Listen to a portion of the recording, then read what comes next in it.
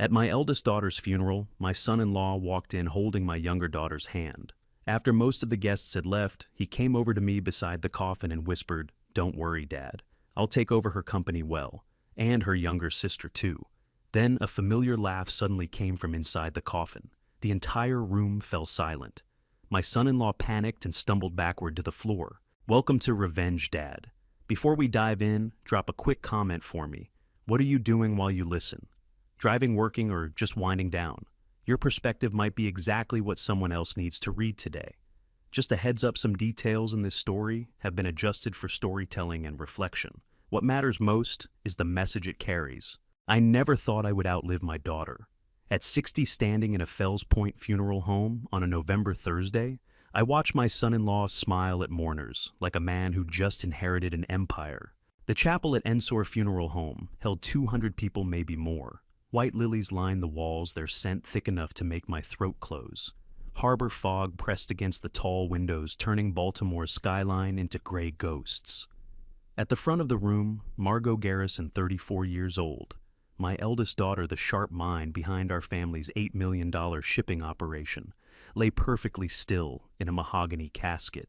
Keith Brennan, 42, had joined our company 7 years back as VP of Acquisitions and married Margot a year later. His tailored suit cost more than most dock workers earned in a month. He moved through the crowd with Leora at his side, shaking hands, accepting condolences, his face arranged in what I supposed was meant to look like grief. Leora Garrison, 34. My younger daughter and the family's trust fund manager wore a Chanel suit as black and pristine as her calculated sorrow. Her eyes were perfectly dry. She touched Keith's elbow every few minutes, steering him from one cluster of mourners to the next, like they were working a merger negotiation, not burying family. I'd spent 35 years reading faces at the Baltimore Port Authority, managing harbor traffic, and the men who worked it. You learned what grief looked like when a dock worker lost a friend to a winch accident or a captain got news from home. Real grief didn't smile. It didn't network. This wasn't it. Pastor Carlson from St. Mary's, a man I'd seen officiate 100 harbor funerals over the years, stood at the podium and delivered the eulogy with practiced solemnity. Margot Garrison lived with purpose. He said, his voice carrying over the hushed crowd. A daughter of Baltimore's harbor, a leader in our maritime community taken far too soon. I stood near the back watching. Lyle Garrison, my younger brother at 63, stood beside me in his pressed three-piece suit, silver hair unchanged in 3 decades. He'd been drafting our shipping contracts since before Margot was born. Unlike Keith and Leora, Lyle actually looked at the casket. His jaw was tight. His hands were steady on the back of the pew in front of us. "They're not even pretending," Lyle murmured. "No," I said. "They're not." The casket was mahogany. Margot had always loved the way wood aged near salt water. The way it darkened took on character, became something more than what it started as. She'd picked that wood for the deck of our first commercial vessel back when she was 26 and I'd just promoted her to operations director. Keith had argued for fiberglass. Margot had won. Keith leaned close to a woman I recognized from the Maritime Association, his hand on her shoulder, his voice low and warm. Leora handed tissues to an older man. I didn't know her expression, soft with sympathy that never reached her eyes. They worked the room like executives at a business opportunity. When the service ended, mourners lined up to approach the casket for final goodbyes. I waited, let them file past murmuring prayers and pressing fingertips to the polished wood. Let them embrace Keith and Leora and tell them how sorry they were, how unexpected this tragedy had been. When most of the crowd had filtered toward the reception hall, I moved forward. Lyle stayed back, giving me space. Keith was beside the casket when I reached it.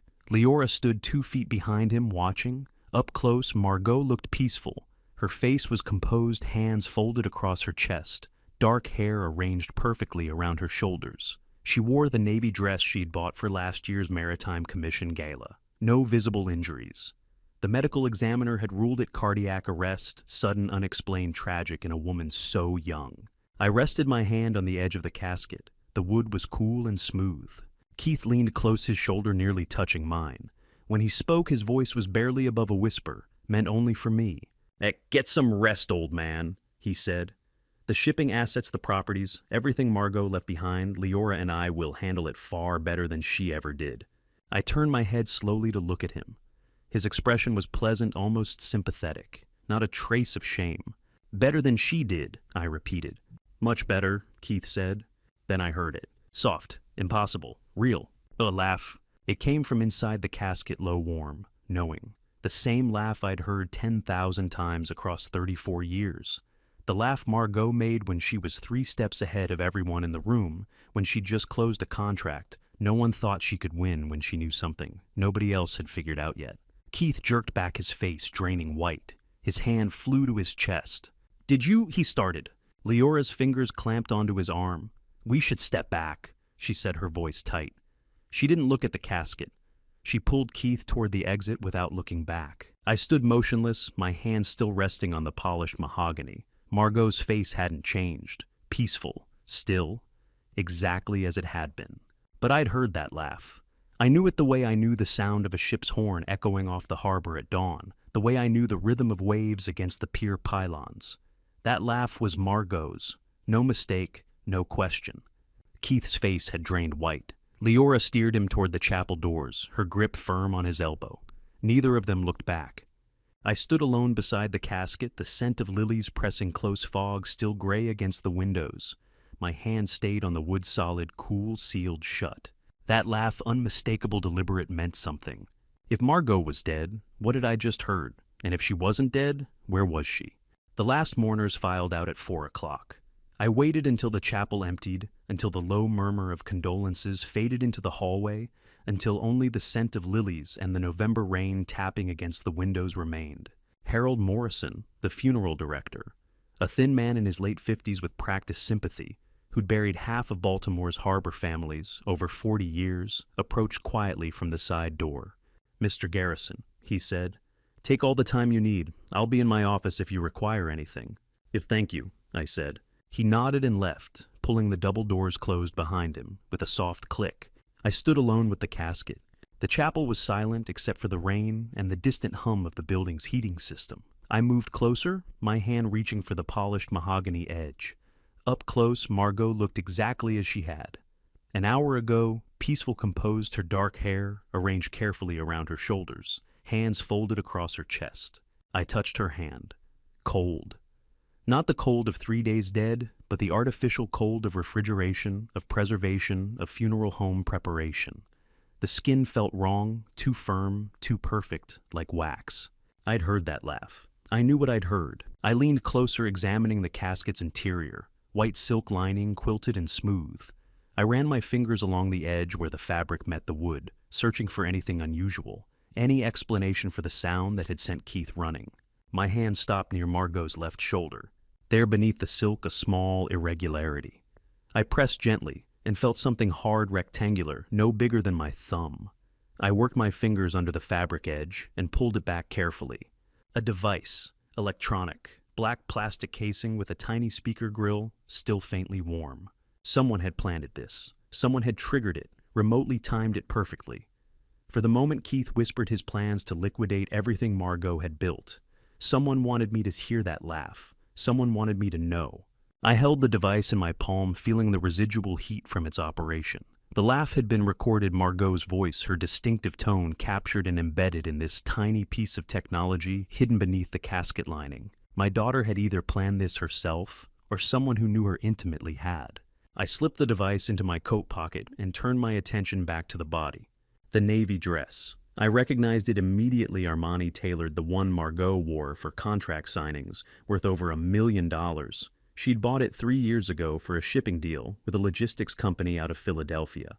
I'd helped her pick it out, had waited in the department store while she tried on 6 different cuts before settling on this one.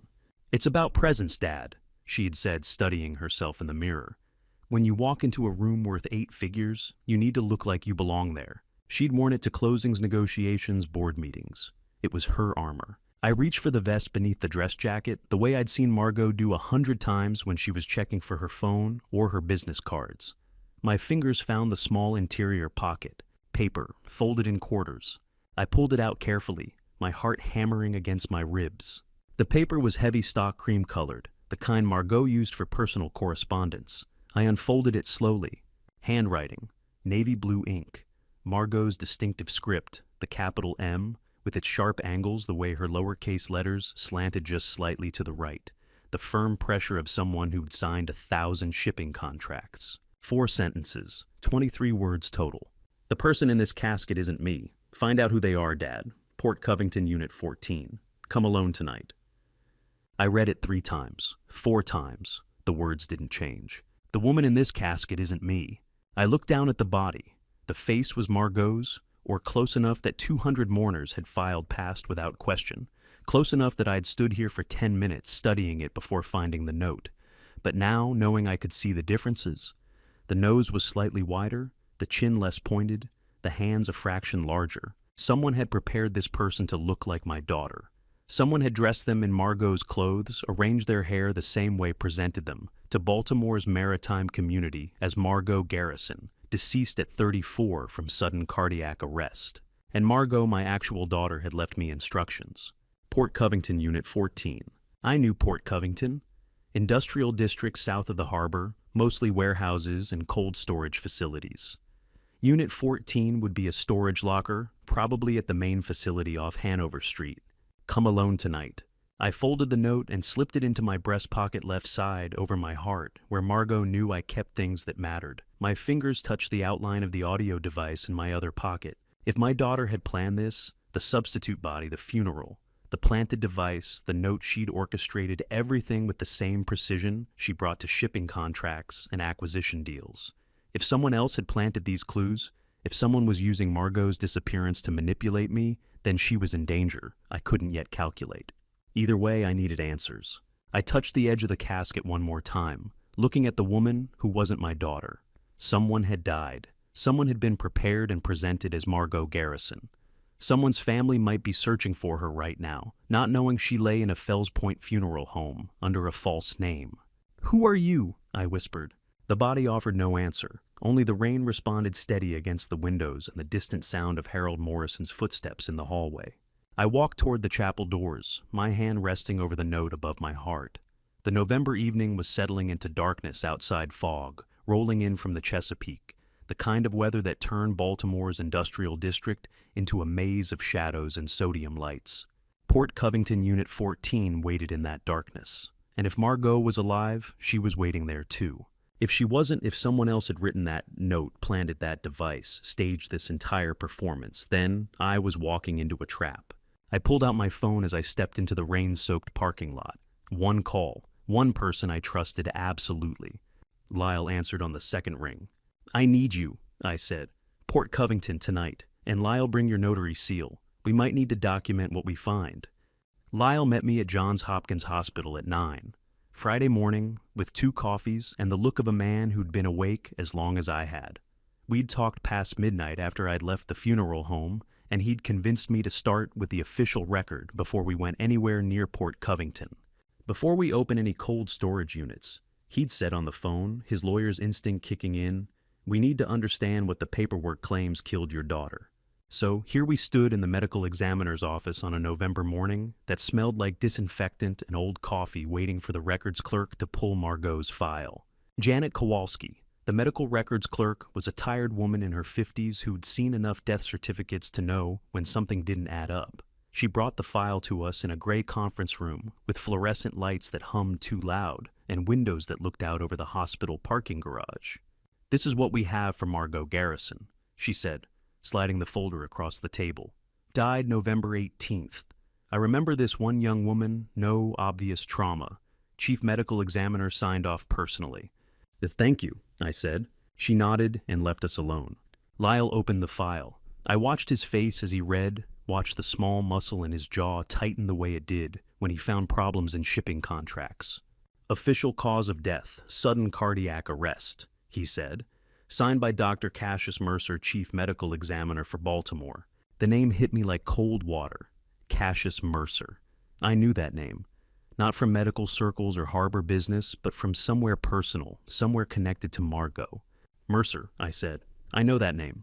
"At Chief M.E., Lyle said.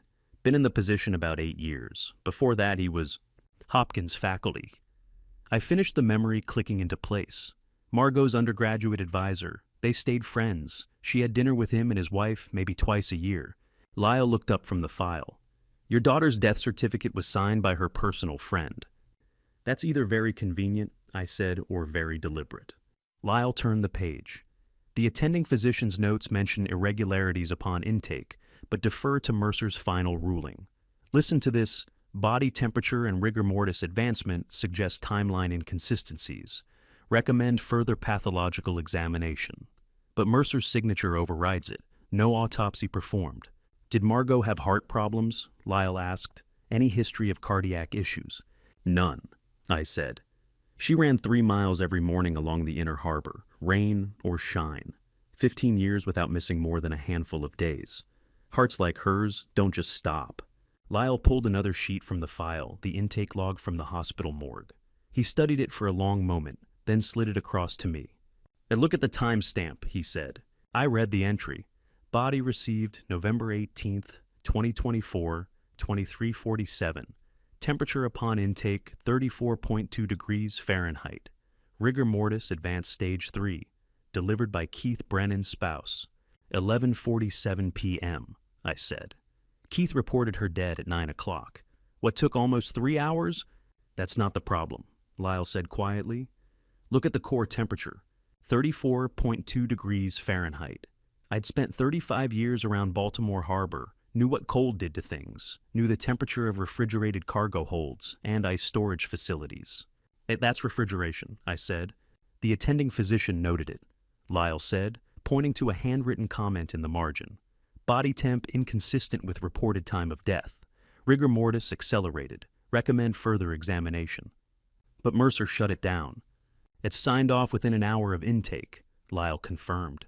No autopsy, no additional examination, cause of death cardiac arrest. Case closed. I sat back in the plastic chair, the fluorescent lights buzzing overhead.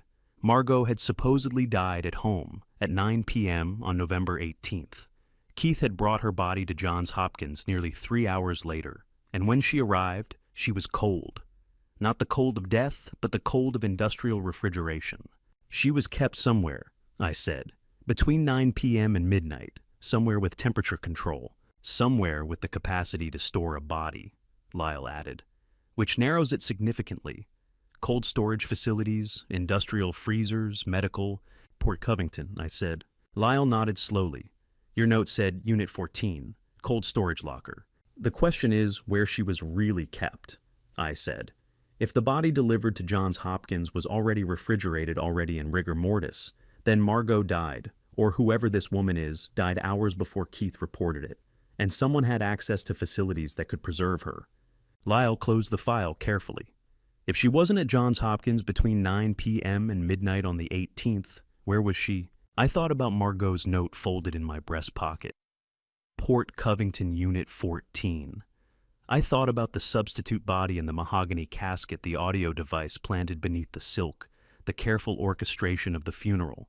We've been asking the wrong question, I said. What do you mean? We keep asking if Margot is dead or alive, I said. But the medical evidence says someone died. Someone was refrigerated and delivered to Johns Hopkins on November 18th. Someone is in that casket at Ensor Funeral Home right now. So the question is, whose body did Keith deliver? I finished. Because if it wasn't Margot, then where is my daughter, and whose body are we burying tomorrow? Lyle looked at me across the sterile conference room, the manila folder between us, like evidence in a trial neither of us had prepared for. Port Covington, he said. This afternoon. This afternoon, I agreed. We left the hospital and walked into November fog that had rolled in from the Chesapeake, turning Baltimore's downtown into gray shapes and distant sounds. Somewhere in that fog, in an industrial district full of warehouses and cold storage facilities, Unit 14 waited. And if Margot was alive, if she'd orchestrated this elaborate deception, planted clues left me breadcrumbs to follow, then she was waiting there too. If she wasn't, if someone else had staged this, then I was about to discover exactly how deep the conspiracy against my daughter went. Port Covington in November is all cargo containers and fog. Lyle and I pulled into the cold storage facility at 2 that afternoon. The address from Margot's note leading us past chain-link fence into a warren of refrigerated warehouses where nobody asks questions about what gets stored or how long. The main office was a squat concrete building with security cameras pointed at the gate. We drove past it without stopping, following the numbered units deeper into the complex. Rows of identical metal doors stretched into the fog, each marked with stenciled numbers. Unit 14 was in the back row, tucked between an empty unit and one marked with a seafood distributor's logo. I parked and cut the engine. Through the windshield, fog swirled around sodium lights that were already glowing despite the afternoon hour. The temperature had dropped since we left Johns Hopkins. My breath fogged the air when I opened the door. Lyle pulled a camera from his briefcase as we approached Unit 14. The door was industrial-grade steel secured with a heavy padlock that looked newer than the surrounding rust. "Before we open it," Lyle said, raising the camera, "I'm documenting everything. If this is what I think it is, the FBI will need clean evidence." He photographed the lock, the door, the unit number, the surrounding area. Flash after flash cut through the fog. I weighted my hand in my coat pocket, feeling the weight of the small brass key that had been taped inside Margot's note. "Whenever you're ready," Lyle said. I stepped forward and fitted the key into the padlock. It turned smoothly oiled, recently maintained. The lock clicked open. "Margot left this for me," I said. "Whatever's inside, she wanted me to find it." I pulled the lock free and lifted the unit's handle. The door swung outward on well-maintained hinges. Cold hit like a wall. Not November cold, but industrial refrigeration, the kind designed for cargo that needs to stay frozen for months crossing oceans. -4 Celsius, maybe colder. The air that rolled out carried the sharp chemical scent of preservatives and the metallic tang of refrigeration coils. Lyle found the light switch. Fluorescent tubes flickered to life overhead, revealing a space maybe 10 feet by 12. Bare metal walls, frost on the floor, and on an aluminum platform in the center of the unit, a body.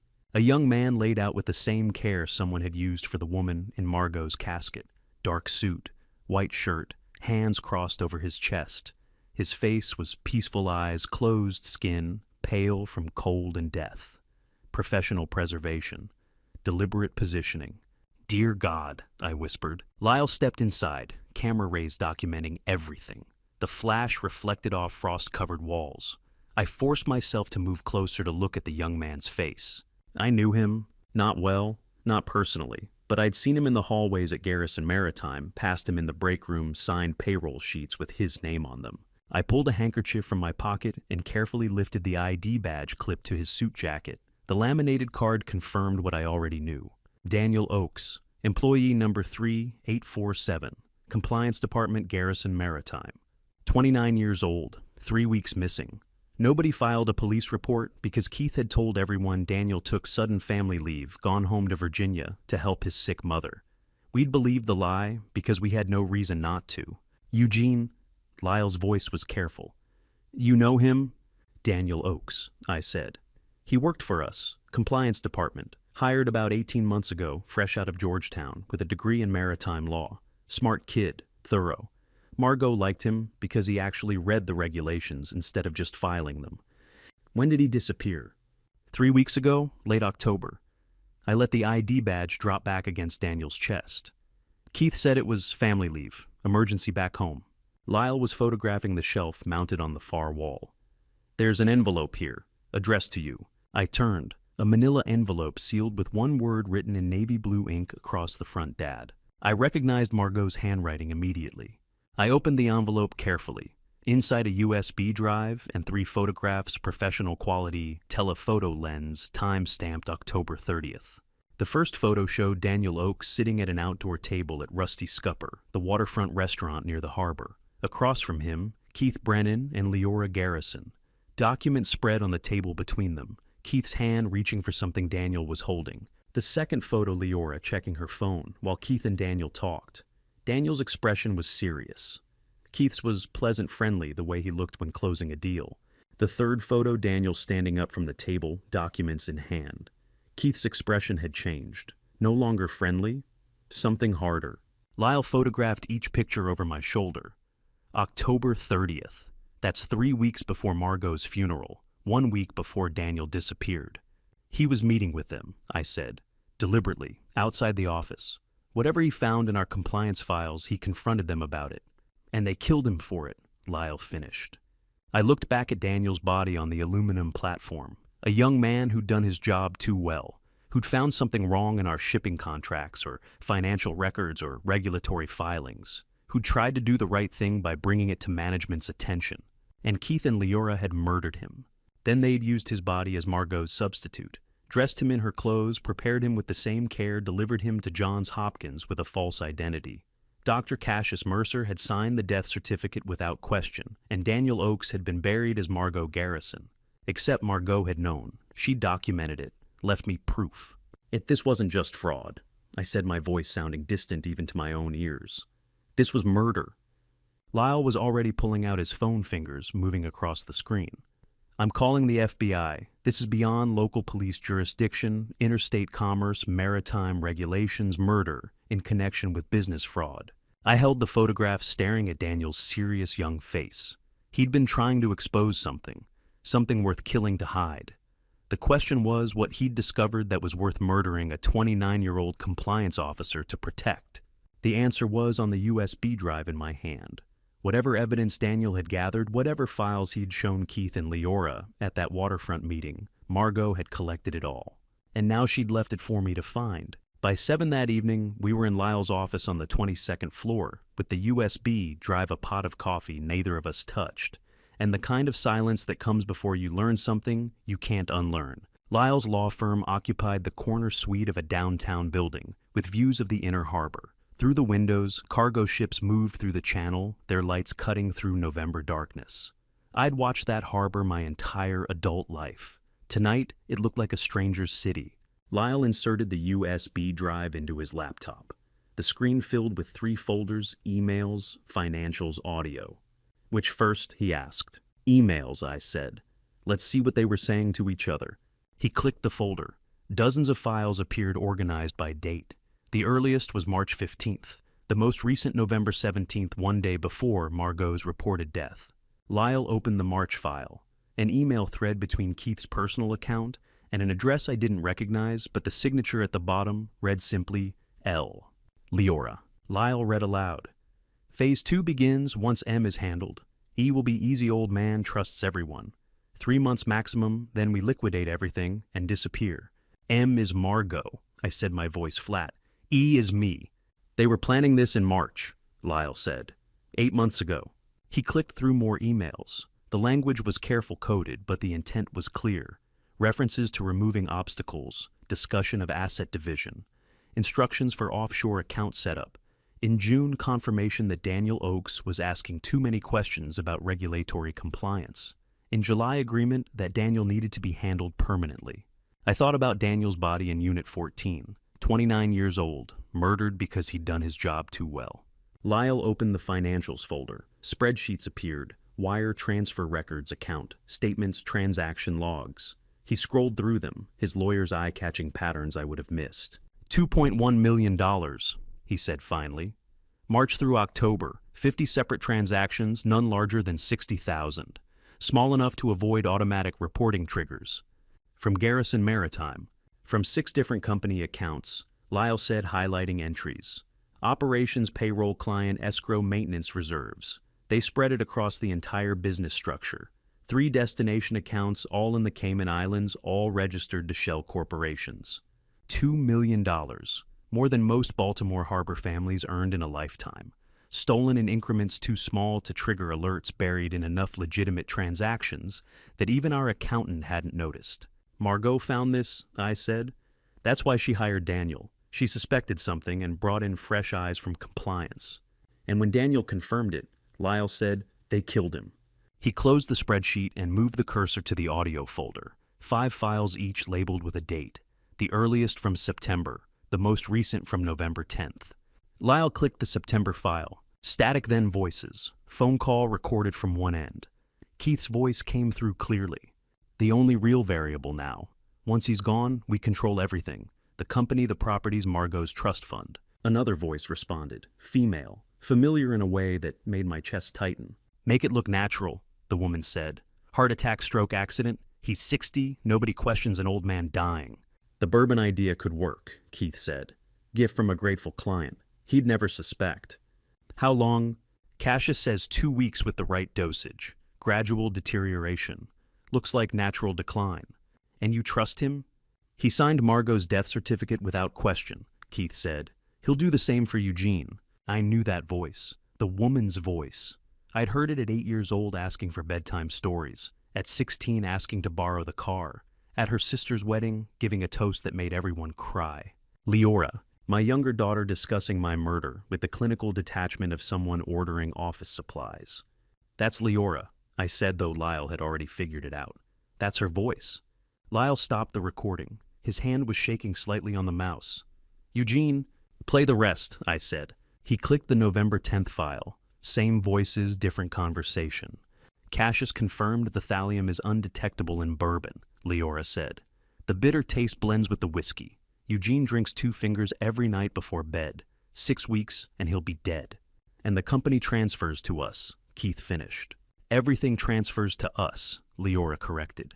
The business, the real estate, the maritime contracts. Margot's trust reverts to me as sole surviving sibling. Eugene's estate splits between you as executor and me as next of kin. 3 months after his funeral, we sell everything and vanish.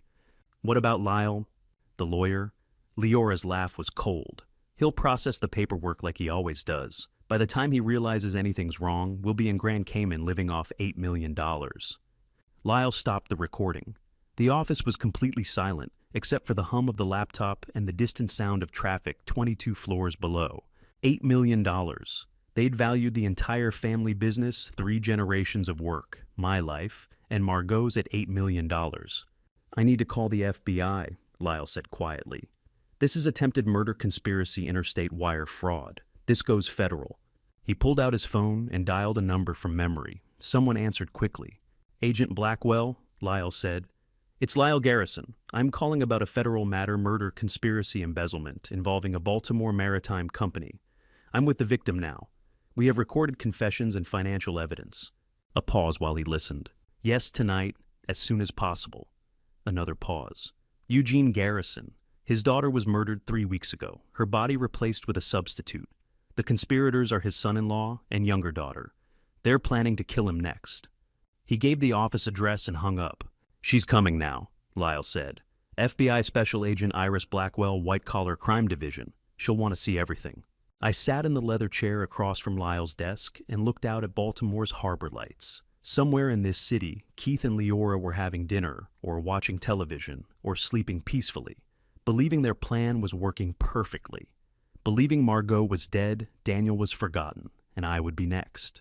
They'd been planning this for 8 months. March through November, spring through fall, every Sunday dinner, every board meeting, every casual conversation, while they calculated how to steal everything I'd built and kill me to cover their tracks. And I'd seen nothing, believed every lie, trusted my own daughter to the point of blindness. Agent Blackwell arrived at Lyle's office past midnight. We spent 3 hours walking her through everything the USB drive, the photographs, Daniel Oak's body still refrigerated at Port Covington. She took notes, asked sharp questions, promised nothing except that she'd need time to build a prosecutable case. I went home at 3 a.m. to my Federal Hill apartment overlooking the harbor. Didn't sleep. Watched cargo ships move through the channel until dawn broke gray over the Chesapeake. The bourbon was still sitting on my kitchen counter, where it had been since Thursday afternoon. Pappy Van Winkle 23 year. The label alone was worth framing. The bottle cost what most dock workers earned in a month, $2,800 retail, the kind of whiskey you give someone you're trying to impress or someone you're trying to kill. The sympathy card was tucked under the bottle, cream-colored stock, with Keith's careful script, "For the grief old man, something to help you through the difficult days ahead." I stood in my kitchen Saturday morning, with harbor light coming through the windows, and stared at that amber liquid. Remembered Keith's voice on the audio recording. The bourbon idea could work. Gift from a grateful client. He'd never suspect. Remembered Leora's cold response. Make it look natural. Heart attack, stroke. He's 60. No one questions an old man dying. The bourbon had arrived while I was at Margot's funeral. Keith had probably walked into my building with the same expression of sympathy he'd worn at Ensor Funeral Home, convinced every door attendant and neighbor that he was the grieving son-in-law bringing comfort to the bereaved father.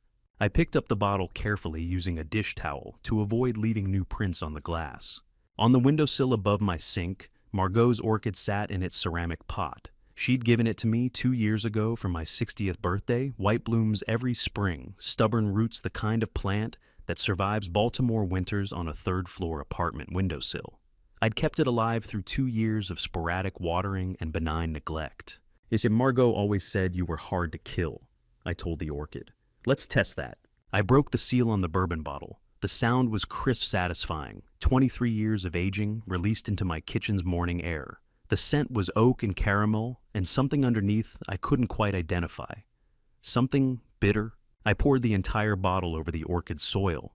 $2,800 of premium whiskey disappearing into potting mix and roots. The soil darkened, saturated. Amber liquid pooled on the windowsill. If I was wrong, I just destroyed evidence and wasted expensive bourbon. If I was right, I just saved my own life. I set the empty bottle on the counter, pulled out my phone, and called Lyle. He answered on the first ring. Eugene, you okay? I need you at my apartment, I said. Bring a soil sampling kit and whatever contacts you have at toxicology labs, private ones that move fast. The bourbon, Lyle said immediately. The bourbon, I confirmed. He arrived within the hour carrying a leather bag that looked like something from a crime scene investigation kit. Probably was Lyle handled enough corporate fraud cases to have connections in forensic analysis. He photographed the bottle, the sympathy card, the orchid, the amber-stained soil, used tweezers to extract a soil sample into a sterile container, labeled everything with the same methodical precision he brought to contract negotiations. Don't touch it directly, he said, sealing the sample. If you're right about this, it's evidence. Chain of custody matters. Yet how fast can you get results, Steinburst? I know a private lab in Bethesda, Lyle said. They do rush testing for criminal defense attorneys. $500 gets you 36 hours. They'd do it, I said. Monday afternoon, Lyle called me from his office. The lab just sent results, he said without preamble. Thallium acetate, 180 milligrams per kilogram. I sat down slowly at my kitchen table. Through the window, the harbor was bright with November sunlight. Cargo ships, gulls, normal life continuing around me while Lyle explained how close I'd come to dying.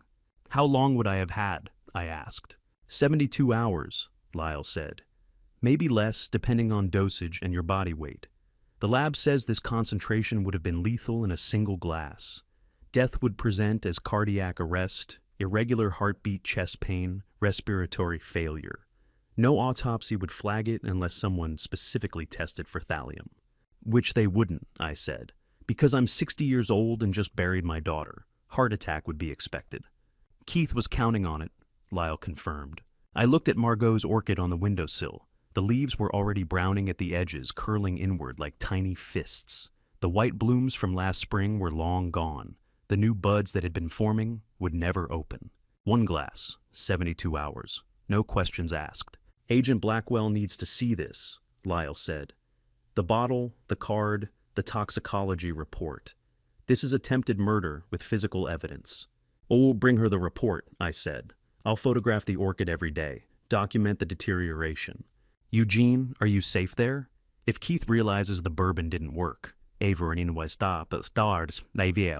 doesn't know I didn't drink it, I said. As far as he's concerned, I accepted his sympathy gift like a grateful fool. He's probably waiting for the phone call saying I had a heart attack. If that makes you more dangerous to him, not less, Lyle said. You're a witness who's still breathing. Then we move fast, I said. How long does Blackwell need? She said a week, maybe 2. Building a federal case takes time. Tell her she has 5 days, I said. Because that's how long I'm willing to pretend I don't know my son-in-law tried to poison me. I hung up and stood at my kitchen window, looking out at the harbor that had been my home for 60 years. The orchid's leaves were completely brown now, the stems drooping, dead or dying from a single bottle of bourbon that should have killed me instead. Keith had been in my apartment, had stood in this kitchen maybe, looked out this same window, calculated exactly how much sympathy and expensive whiskey would convince an old man to drink poison, had written that card in his careful script for the grief old man, and delivered murder wrapped in condolences. The plant was already dead. I'd almost followed it. That same Saturday after Lyle left with the soil sample, I stayed at the window watching Margot's orchid die. The leaves browned hour by hour, curling inward as the thallium, if that's what it was, worked through the roots and stems. Lyle had taken the soil sample to his contact in Bethesda. We'd have confirmation in 36 hours. At noon, my phone rang. Leora. I stared at her name on the screen, remembering her voice on the audio recording. Make it look natural. He's 60. No one questions an old man dying. I answered, Leora. Dad. Her voice was soft, almost fragile. I need to talk to you, privately. There are things about Keith you should know. What things? Not on the phone, she said. Can you meet me that cafe at the Inner Harbor, the one Margot liked? 2 o'clock. The one Margot liked. Perfect detail. Perfectly calculated. I'll be there, I said. The cafe overlooked the harbor from a second-floor terrace. November wind came off the Chesapeake cold enough that the outdoor tables were empty. I arrived 10 minutes early, took a table inside by the window, where I could see the door and the harbor both. Leora arrived exactly at 2, dressed in black cashmere that probably cost more than the Orchid's funeral, minimal jewelry, hair pulled back in a simple knot. The picture of understated grief. She saw me, smiled sadly, and wove through the tables to where I sat. Dad! She leaned down to kiss my cheek. Her perfume was subtle, expensive. Thank you for coming. You said it was important, I said. She settled into the chair across from me, ordered coffee from the waitress who appeared immediately. We sat in silence until the coffee arrived, 2 cups black for both of us. Some things don't change even when everything else does. Leora wrapped her hands around the cup, but didn't drink.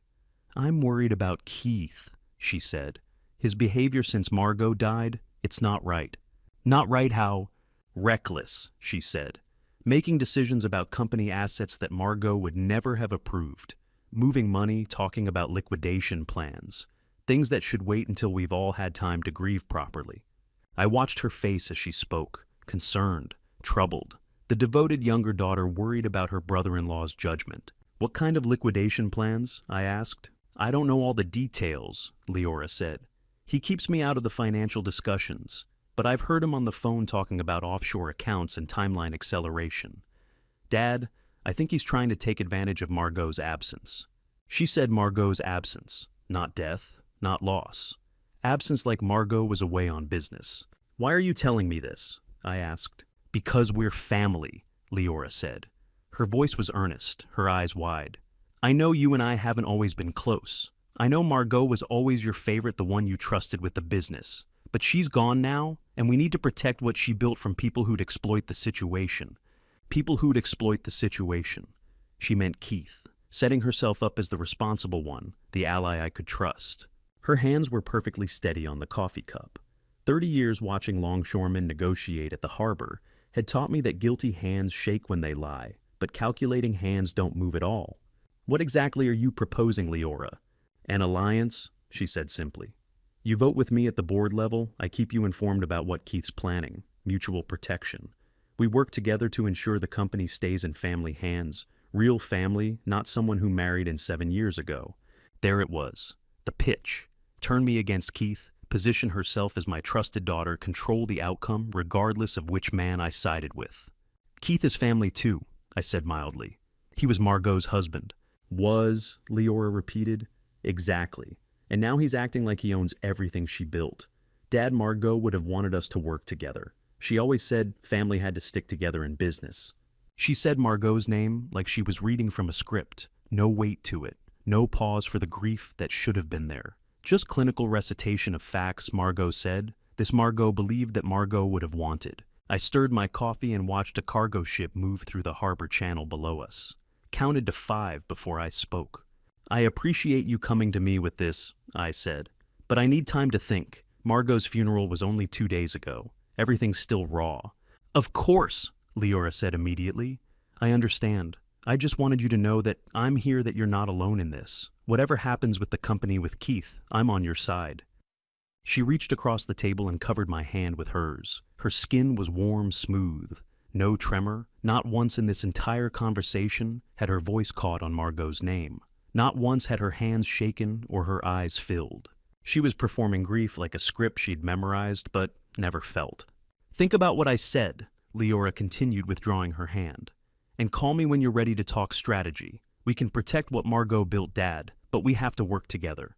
She finished her coffee, left cash on the table for both our drinks, and stood. The same precise movements she'd always had controlled, measured, nothing wasted. I should get going, she said. Meeting with the accountant at 4. estate things. She leaned down and kissed my cheek again. I love you, Dad. We're going to get through this. I watched her walk toward the cafe, navigate the tables without touching a single chair, disappear down the stairs toward the parking garage. The same stride she'd had at 8 at 16 at her sister's wedding. No grief weighing her down. No loss slowing her step. When she'd said Margot's name, it was like reading from a balance sheet. Sister asset problem solved, not a catch in her voice, not a pause for memory. Just clinical recitation of someone who no longer mattered because she no longer existed. I'd been wrong about who was more dangerous. Keith was greedy and ruthless, I'd heard it in his voice on those recordings. But Leora was something worse. She was cold all the way through. And she'd just sat across from me for 30 minutes, playing concerned daughter, trying to manipulate me into an alliance I'd never honor, testing whether I knew anything about the poison in my kitchen, or the body at Port Covington, or the 8 months of embezzlement documented on Margot's USB drive. She'd mentioned Margot like a solved equation, not a sister. I called Agent Blackwell from the cafe parking lot while Leora's car was still pulling onto Light Street. She said, Sunday morning, 10 o'clock, FBI Baltimore field office. Lyle and I walked through the entrance at exactly 10, carrying a briefcase with 3 days of evidence and the kind of certainty that comes from accusing your family of murder. The FBI field office was concrete and fluorescent lights. We surrendered phones, signed, and received visitor badges. A young agent escorted us to the 3rd floor into a conference room with no windows. Agent Iris Blackwell was waiting at a metal table, mid-40s dark hair, pulled back professional focus that made you choose words carefully. She stood when we entered, shook our hands. Mr. Garrison, she said, nodding to each of us. Please sit. A recording device sat in the center of the table. She pressed a button, stated the date, time, names. Walk me through it from the beginning, she said. My daughter's funeral was Thursday, I said. By Friday afternoon, we'd found a murdered man in her place. Lyle opened the briefcase, laying items on the table in chronological order. Daniel Oakes' employee badge from Port Covington. Photographs of the body. The USB drive Margot had left. Daniel Oakes, 29, compliance officer at Garrison Maritime, Lyle said. Reported as family leave 3 weeks ago. Actually murdered and refrigerated until his body could be substituted for Margot Garrison at Johns Hopkins. Agent Blackwell examined the badge without touching it, made notes. Lyle continued.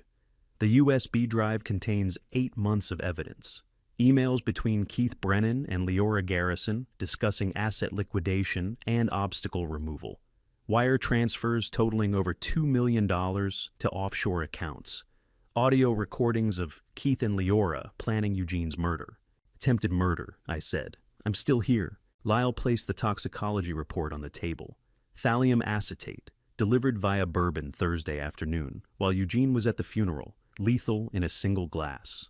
Agent Blackwell read the report carefully. Her jaw tightened slightly. How did you test it? She asked. Poured it over a plant, I said. The plant died. Private lab confirmed the poison. And the bourbon bottle? In my apartment. Keith's fingerprints will be on it, his handwriting on the sympathy card. Lyle added the final pieces. Hospital records showing body temperature inconsistencies. Photographs of Daniel meeting Keith and Leora 4 weeks ago. Death certificate signed by Dr. Cassius Mercer Margot's personal friend. $2 million in wire transfers. 1 dead compliance officer. 1 bottle of poison. Each piece clicked into place like cargo containers stacking on a ship. Agent Blackwell spent 20 minutes reviewing everything. Asked clarifying questions about dates, amounts, locations. Photographed the evidence. Made notes in precise handwriting. Finally, she set down her pen. If federal charges are viable, she said. First-degree murder for Daniel Oakes, premeditated in furtherance of wire fraud. Attempted murder via poisoning for you, Mr. Garrison. Wire fraud for the offshore transfers. These are federal offenses. What happens next? Lyle asked. I prepare arrest warrants for Keith Brennan and Leora Garrison, Agent Blackwell said. Present evidence to the U.S. Attorney. Coordinate with Baltimore PD. 48 hours, maybe less. Life sentences, federal prison, no parole. I thought about Keith at the funeral, smiling at mourners. Leora in the cafe yesterday, perfectly steady hands. In 2 days, they'd be in handcuffs. Mr. Garrison. Agent Blackwell said, her tone shifting. I need to ask you something directly. I waited. Where is your daughter right now? The question I'd been avoiding since I'd found the note in the casket. I don't know, I said. It was the truth. I didn't know if Margot was in Baltimore or Virginia or somewhere overseas. Didn't know if she was watching me or waiting for some signal.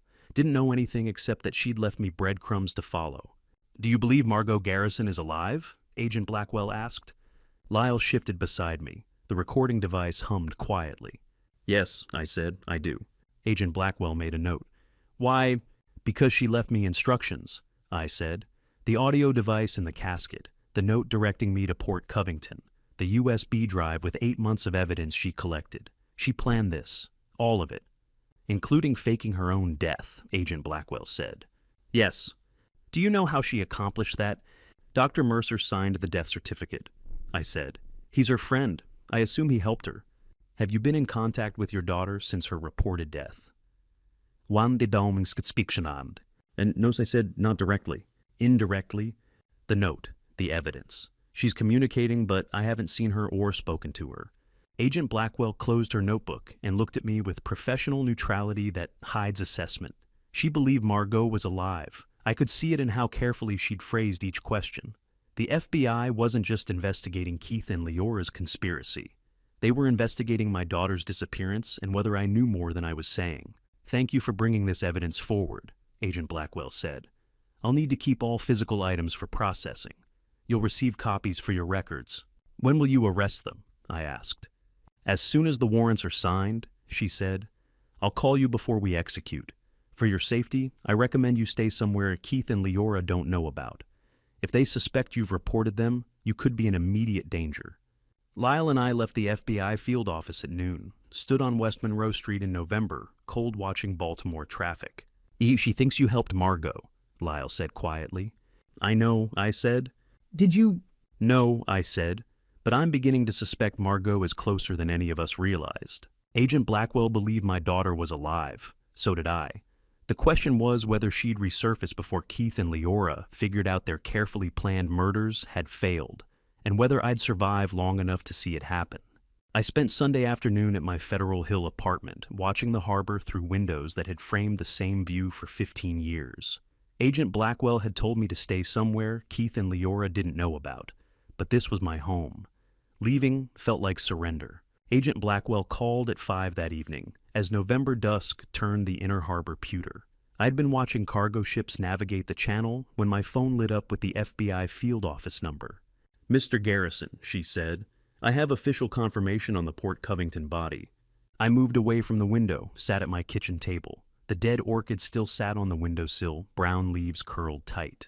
Go ahead, I said. Daniel Patrick Oakes, 29 years old, employed in your compliance department since April 2023. Dental records confirm positive identification. The medical examiner estimates time of death between October 30th and November 2nd, which aligns with when he was reported missing. Who reported him? I asked. His landlord, Agent Blackwell said. November 1st when rent went unpaid.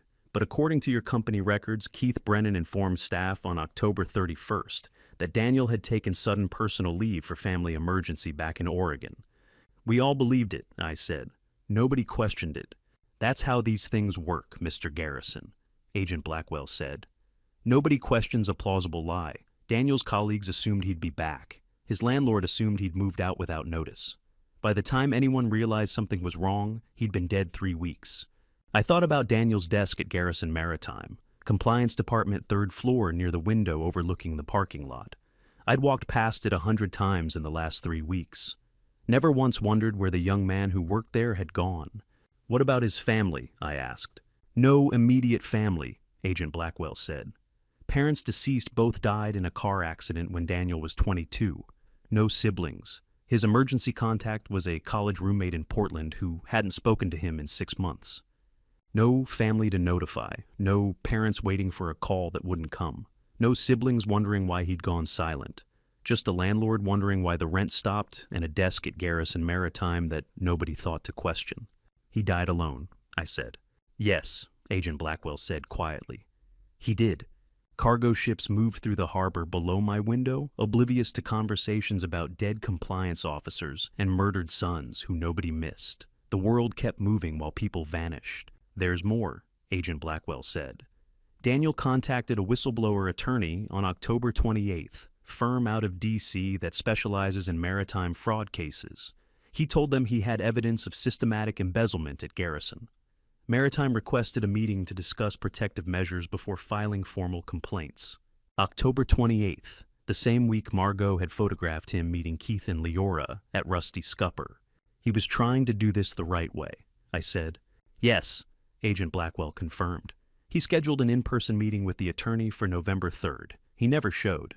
The attorney's office called his cell phone, twice left messages. When he didn't respond, they assumed he'd changed his mind. Young whistleblowers get scared back out. It happens. And 2 days after he contacted the attorney, Keith called that meeting. I said, October 30th, Agent Blackwell said. The photographs from Margot's USB show Daniel Keith and Leora at Rusty Scupper from approximately 6 to 7 p.m. We believe that's when Keith learned about the attorney about Daniel's evidence. The meeting was to silence him. October 30th to November 1st. 3 days to kill a man and hide him in cold storage. How did they do it? I asked. Medical examiner found thallium in tissue samples, Agent Blackwell said. Same poison as the bourbon. We believe Keith gave it to Daniel at that meeting, probably in a drink easy to disguise in alcohol. Daniel would have gone home sick, gotten progressively worse over 48 hours, died alone in his apartment. Keith had access to Port Covington through Garrison Maritime contracts. Easy enough to move a body in the middle of the night. I closed my eyes, saw Daniel sitting across from Keith and Leora, earnest young compliance officer, trying to do his job, trying to report fraud through proper channels. Drinking whatever Keith offered, going home, dying alone while Keith waited to use his body as part of Margot's disappearance. The attorney Daniel contacted, I said, do they still have his evidence? No, Agent Blackwell said. He never delivered it. Whatever files he had, Keith took them, probably destroyed them. But we have Margot's USB drive with the same information. Daniel's death won't be meaningless. Oh, when do you arrest them? I asked. Warrants will be ready Tuesday morning, Agent Blackwell said. We'll execute at 6 a.m., simultaneous at Keith's residence and Leora's condo. Federal agents, Baltimore PD backup. First-degree murder conspiracy wire fraud, attempted murder of you. They'll be arraigned Tuesday afternoon. Tuesday morning, 48 hours. Then Keith and Leora would wake up to federal agents at their doors, would be read their rights, would be processed and photographed and locked in holding cells downtown. Mr. Garrison, Agent Blackwell said. Until then, be careful. If Keith or Leora suspect anything, I'll be careful, I said. After she hung up, I stood at my window, watching harbor lights flicker on as darkness settled over Baltimore. Daniel Oakes had been 29 years old, alone in a city where nobody noticed when he vanished trying to do the right thing through legal channels while my son-in-law planned his murder. He'd contacted an attorney, followed proper procedures, believed the system would protect him if he just reported the fraud correctly. And Keith had poisoned him, used his body to fake my daughter's death, left him refrigerated in a storage unit like cargo waiting for shipment. Tuesday morning, Keith and Leora would be arrested, but Daniel would still be dead, and somebody needed to remember that he'd tried. Somebody needed to make sure his death meant something. A young man tried to do the right thing. He deserved better than silence. Monday morning, I called 3 maritime industry publications and Daniel Oakes College Alumni magazine, left my name and number, said I had information about a young compliance officer who died trying to expose corporate fraud, said his name deserved to be in print, not buried in an FBI case file. Then I put on a suit and drove to Garrison Maritime for the emergency board meeting Keith had called. Monday at 2 o'clock, Keith Brennan stood at the head of the boardroom table presenting transition documents 24 hours before FBI agents would walk him out of this building in handcuffs, though he didn't know that yet. The boardroom overlooked the harbor from 12 floors up. Floor-to-ceiling windows, mahogany table that seated 16, the same view of cargo ships and channel markers I'd watched for 35 years. Keith stood where I used to stand presenter's position, the spot that commanded attention. He'd brought a thick binder, transition plan he called it. Professional binding tabs for every section, the kind of document that looked official because someone had spent money making it look official. The transition plan honors Margot's vision while positioning us for growth. Keith said, his voice carrying the confidence of a man addressing his own company. As her spouse, I'm committed to stewarding what she built. Board members sat around the table. Faces I'd known for years, CFO operations director, 3 external board members who represented minority investors. They listened with the careful attention people give to whoever's currently in charge. Leora sat 2 seats from Keith, dressed in charcoal gray, her notebook open but empty. Supportive sister-in-law, grieving family member, she'd perfected the role. I sat at the far end of the table, retired founder invited as a courtesy Keith couldn't refuse without raising questions. Lyle sat beside me, pen in hand but motionless. Keith gestured to the binder. These documents formalize the share transfer and authorize restructuring of certain legacy assets that no longer serve our strategic direction. Legacy assets. He meant the properties Margot had acquired, the contracts she'd negotiated, the foundation she'd spent 8 years building. Timeline for implementation, one of the external board members asked. Immediate, Keith said. Markets reward decisiveness, not hesitation. Margot understood that. She'd want us moving forward, not paralyzed by grief. He said Margot's name like a man who'd loved her, not like a man who'd conspired with her sister to steal everything she'd built, not like a man who'd murdered a 29-year-old compliance officer and tried to poison her father. I watched him present slides about operational efficiency and strategic realignment, watched him smile at board members who asked questions, watched him invoke my daughter's memory to legitimize taking control of her life's work. 24 hours. That's all I had to wait. We're grateful for your presence, Eugene, Keith said, turning to acknowledge me. Your decades of leadership built the foundation we're honored to build upon. I know these technical details might be overwhelming, so please don't feel obligated to engage with every aspect of the transition. Patronizing concern, gentle dismissal of the old man who'd built this company from a single dock supervisor position 35 years ago. I'm just here to observe, I said. Of course, Keith said. Your wisdom is always welcome. He turned back to the presentation, clicked through more slides, talked about modernization and competitive positioning. The board members nodded along, asked clarifying questions about timeline and implementation. Lyle's pen stayed motionless on his notepad. He'd written nothing, just sat beside me, another witness to Keith's performance. Keith distributed signature pages. These authorized the share transfer and operational restructuring, standard succession documentation. Board members signed, passed the pages down the table. Nobody questioned the legitimacy because everything looked legitimate: professional binders, legal language, the widow's husband taking his rightful place. Tomorrow morning at 6 a.m., federal agents with arrest warrants would prove otherwise. I want to acknowledge, Keith said, standing again after collecting the signed pages, that this transition hasn't been easy for our family. Losing Margot was devastating, but she built something remarkable here, and the best way to honor her is to ensure her vision continues. He looked at me when he said it, direct eye contact, sincere expression. Margot would have wanted us to move forward with strength and unity, Keith continued. She believed in this company, in all of you, in the maritime community we serve. That belief doesn't die just because she's gone. The board members were silent, respectful, moved by the grieving husband's determination to carry on his late wife's legacy. I thought about Margot's casket, the laugh that had echoed from inside, the note she'd left directing me to Port Covington, the 8 months of evidence she'd collected documenting every transaction, every email, every conversation.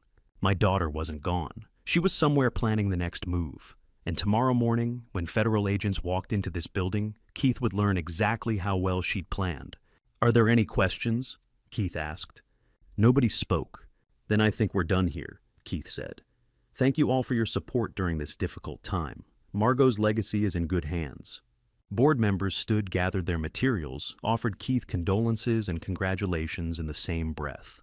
Leora accepted sympathetic touches on her arm, played the role of supportive family perfectly. Lyle and I stayed seated until the room cleared. Keith was the last to leave leather binder under his arms, transition document signed and sealed. He stopped at the door, turned back. Eugene, he said.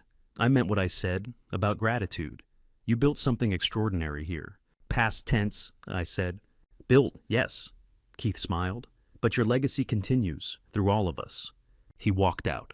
I sat at the far end of the boardroom table, looking at the empty chair where Keith had stood, the windows behind it, framing the harbor I'd known my entire adult life. Keith smiled at me, across the length of that table, the practiced, confident smile of a man who believes he's already won, who thinks the old man at the end is just there for show. I smiled back. Let him think it. Let him sign every document, make every declaration, seal every part of his own prosecution. Tomorrow morning, the FBI would arrive, and Keith Brennan would learn what it felt like when someone 3 steps ahead finally made their move. Keith left the boardroom believing he'd won. I let him believe it. 24 hours, that's all the performance needed to last. Lyle called at 5 that evening, voice tight with the particular tension that meant he'd found something significant. "Can you come to my office?" he asked. "There's something about the company shares I need to show you before tomorrow's arrests."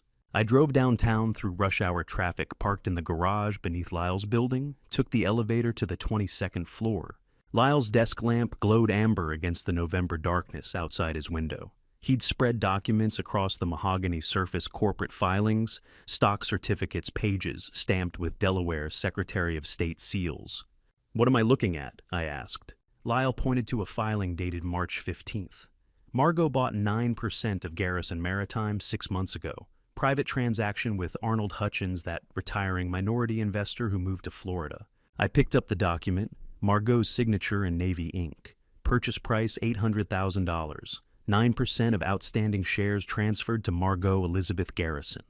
"It was quiet," Lyle said. "No press release, no board announcement, just a legal stock transfer between willing parties. Arnold wanted out. Margot wanted in deeper." "Why didn't she tell me?" I asked. "Because she was building something," Lyle said. He pulled another document forward. "Look at the corporate bylaws, the ones we filed in 1989 when you founded the company. I knew those bylaws. I'd written them with Lyle's help 35 years ago. Article 7, Lyle said. Founding shares. You hold 52%. Non-transferable except to direct heirs and only with board approval." "I remember," I said. 52%, Lyle repeated. He wrote numbers on his legal pad. "Plus, Margot's 9% equals 61% of family control. 61%, the magic number in corporate control, the line between voting rights and absolute authority." "The Keith's transition documents," I said slowly, "are worthless," Lyle finished. "He can claim Margot's shares as her spouse, but he can't execute any corporate action without your signature on the founding shares. And Article 7 says your shares can only transfer to direct heirs with board approval, which Keith will never get." I sat down in the leather chair across from Lyle's desk. The harbor lights flickered through the windows 22 floors below. "She locked the door," I said. "Before she ever left," Lyle confirmed. "Keith can present all the transition documents he wants. He can sign papers and hold meetings and play CEO. But without your 52%, he controls nothing. Margot made sure of that in March. 8 months before her funeral. 8 months before Daniel Oakes died. 8 months before I found the note in her casket. She knew," I said. "Back in March, she already knew what Keith and Leora were planning. Or she suspected," Lyle said. "Either way, she protected the company before she gathered the evidence, before she faked her death, before any of it." I looked at the filing document spread across Lyle's desk. Delaware corporate records, stock transfer certificates, Margot's careful signatures. "Before I tell you what that 9% really meant, are you still with me? Comment A, if you think Margot planned her disappearance from the start, or B, if you think she was forced into it, and add one reason why in 5 to 10 words. Please note, the next part includes some recreated details for narrative depth. The lesson is what matters." Margot had been playing a different game than Keith understood. While he and Leora plotted asset liquidation and offshore accounts, while they discussed making my death look natural and using Daniel Oakes' body to cover Margot's disappearance, my daughter had been building a cage around them so precise they never saw the bars. The share purchase in March, the compliance audit that brought Daniel Oakes into contact with the fraud, the 8 months of emails and wire transfers documented on that USB drive, the fake death with Dr. Mercer's cooperation, the note directing me to Port Covington, the audio device in the casket, every piece calculated, every step planned. "She did this before any of it started," I said. "Before Daniel died, before she contacted the FBI, before everything. March 24th, Lyle said, pointing to the Delaware filing date. Your daughter spent 8 months building a cage. Keith just doesn't know he's been inside it all along. March 2024, 8 months of planning, 8 months ahead. I thought about Margot at 8 years old, playing chess with Lyle on Sunday afternoons while I worked in my harbor office. She'd beaten him by age 10, beaten me by 12, always 3 moves ahead, seeing patterns nobody else noticed. Tomorrow morning, the FBI arrests them, I said. Yes, Lyle confirmed. But even without the FBI, I continued, even without the evidence, even without Daniel's body, or the poison, or the USB drive, Keith never had a chance, Lyle finished. The company was legally locked the day Margot bought those shares. Everything else was just documentation. I stood and walked to Lyle's window. 22 floors below Baltimore's harbor district glowed with evening lights. Cargo ships moved through the channel, the same view Margot must have seen from this office when she came to Lyle in March, asking him to file the Delaware paperwork, buying 9% of her own family's company to protect it from the people trying to steal it. Where is she? I asked quietly. I don't know, Lyle said, but wherever your daughter is, she's watching this play out exactly the way she planned it. I looked at those filing documents spread across Lyle's desk. March dates, Margot's signature in navy ink, the careful legal architecture of a woman who knew exactly what was coming and built accordingly. She'd been 3 steps ahead from the very first day, and I was only now seeing the board she'd been playing on. Tomorrow, Keith would be arrested for murder and conspiracy. But even without the FBI, even without Agent Blackwell and federal warrants and Daniel Oakes's body in Port Covington, Keith never would have won. Margot had made sure of that before she ever disappeared. I didn't sleep Monday night. Kept thinking about Margot's signature on those Delaware filings, the precision of her planning, the fact that she'd been building defenses in March while Keith and Leora were still plotting their conspiracy. 3 steps ahead, always. Lyle called at 7 Tuesday morning hours before the FBI arrests with one more piece of the puzzle, and it explained everything I'd seen in Leora's eyes at that waterfront cafe. I found something, he said without preamble. Leora's banking records. My contact at the compliance firm flagged an offshore account. I was standing at my kitchen window watching Tuesday's pale light spread across the harbor. Go ahead. Cayman Islands account opened 6 months ago, Lyle said. But not under Leora Garrison. She used her mother's maiden name, Leora Merchant. Francine Merchant was your late wife's name before you married. I remembered Francine's family, Baltimore shipping people old money that had mostly evaporated by the time we met. The Merchants had been respectable once. Leora using that name was deliberate respectability and anonymity combined. How much, I asked. The account structured for a $3.2 million wire transfer from multiple sources, Lyle said. Garrison Maritime operating accounts. The Cayman embezzlement Keith set up, probably Keith's personal accounts too, if she could access them.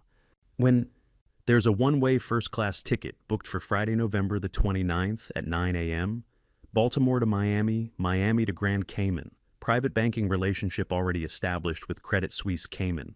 Friday morning. 3 days from now. 3 days after yesterday's board meeting, where Keith had signed his transition documents with absolute confidence.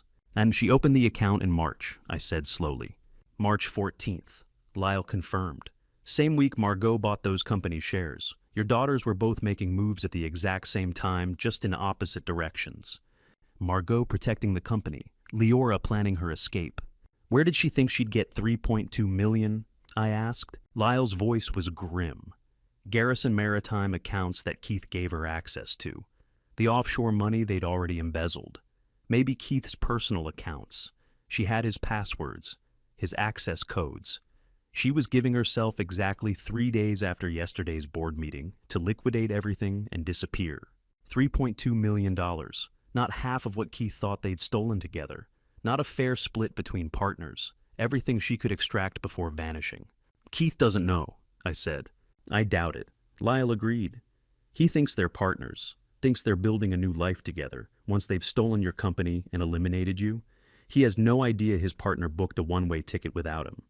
I thought about that cafe meeting, Leora's steady hands wrapped around her coffee cup, her clinical discussion of Margot's name, her offer of alliance against Keith, testing whether I'd be useful or dangerous, whether I suspected anything or could be manipulated. When neither option worked, she'd simply proceeded with her escape plan. She was never planning to share anything with Keith, I said. He was always the one who'd take the fall. Yes, Lyle said quietly. And call Agent Blackwell, I said.